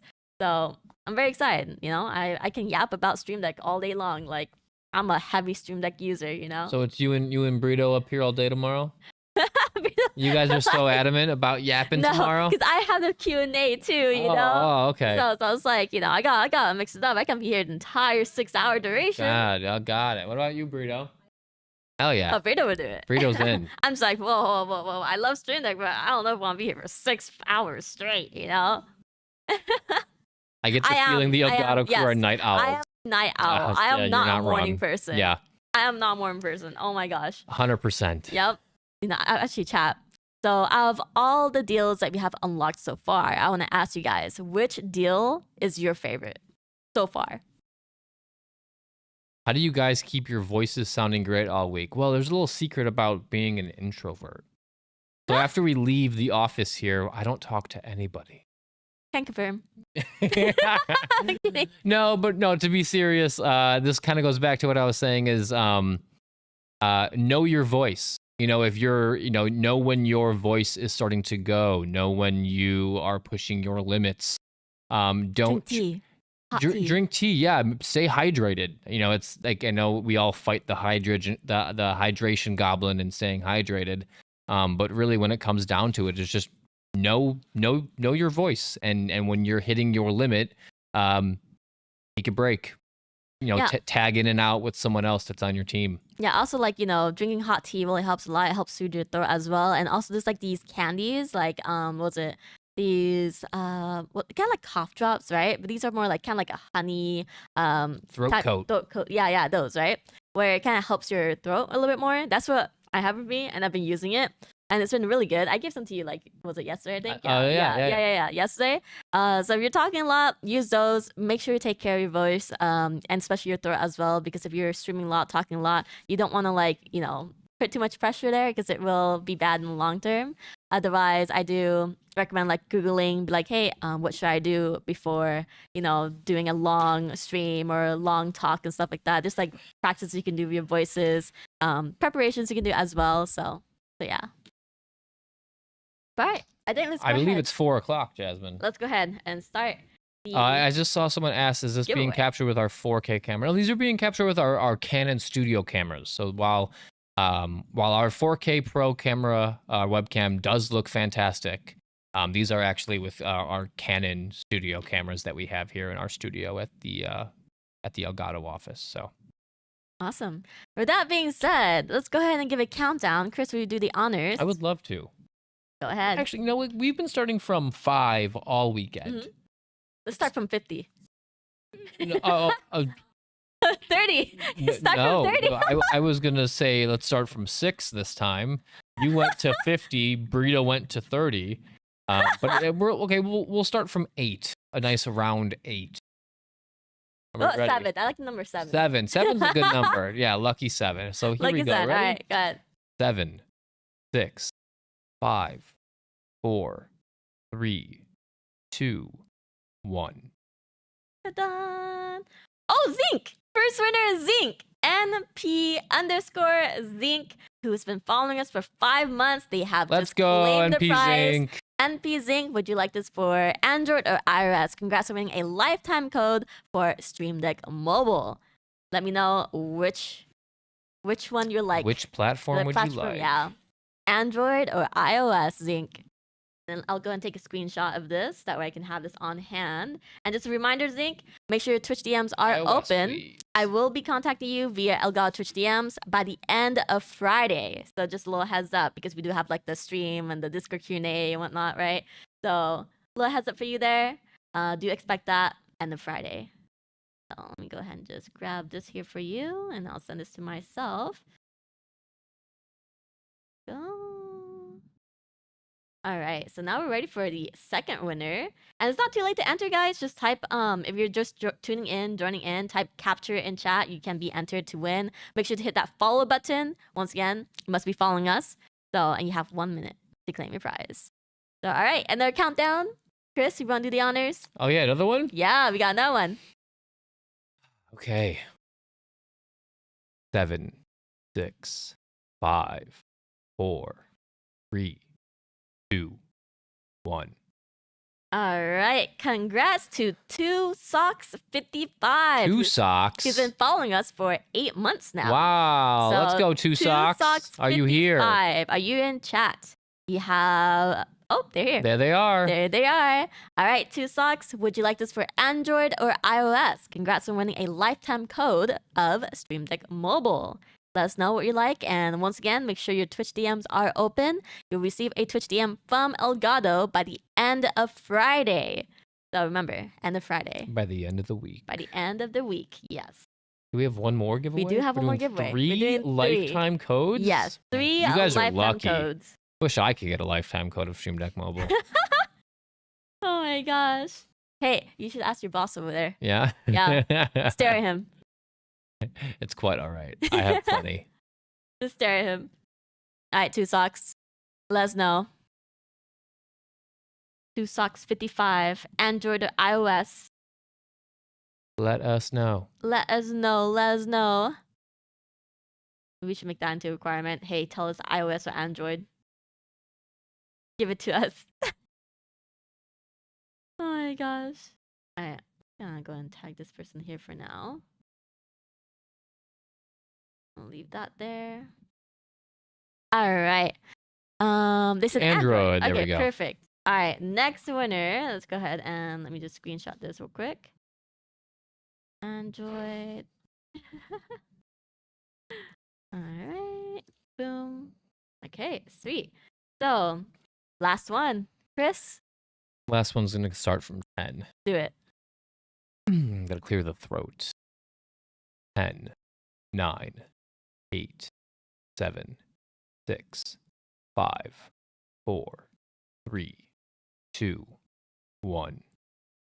Alright. Oh, it's Nandy! Oh. Nandy Cosplay! Oh! Nandy Cosplay. Congrats on winning Following for how long? A month. Ooh, let's go, Nandy. Yeah.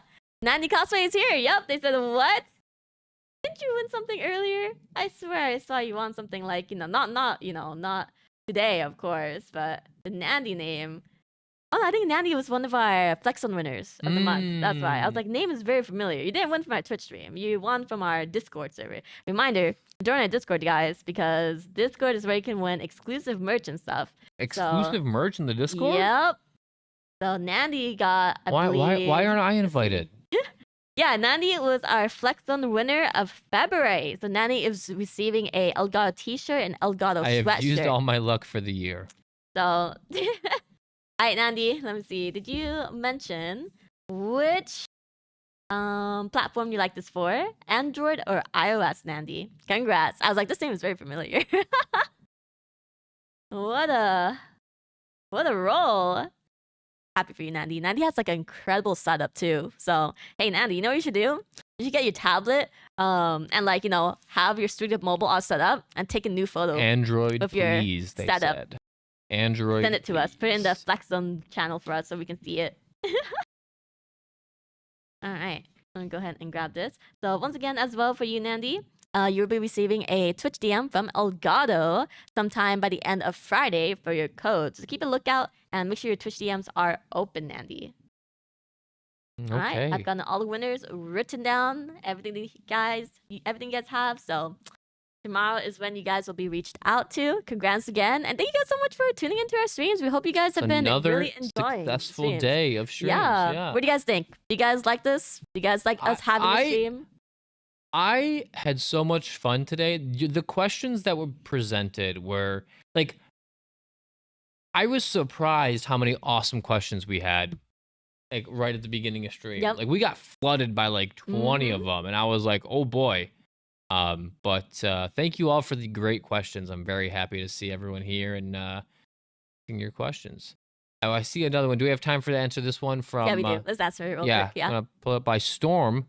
I'm sorry if this question was already answered, but does all the Elgato game capture will be working with the new Switch?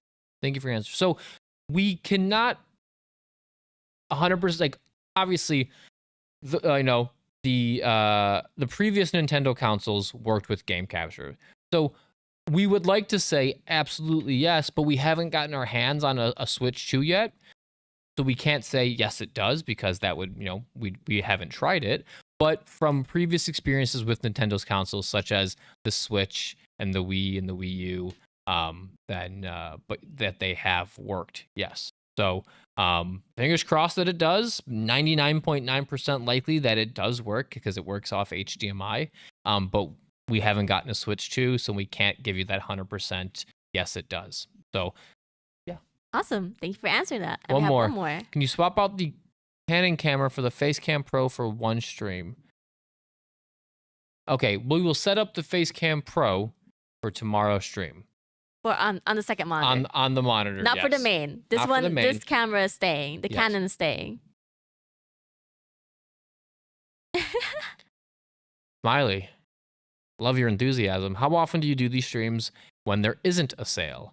So usually there's like launch streams. I Yep. feel like it's always gonna be a stream for launch streams. Otherwise, most of the streams are like creator takeovers, because we like to highlight our creators. So this is great for you guys to meet our amazing creators, partners, ambassadors, and usually they'll be taking over our channel, and you get to see you get to ask them questions about how they became partner with us. So it's a really great stream to get to know who we're sponsoring and who is partnered or ambassadors with us, right?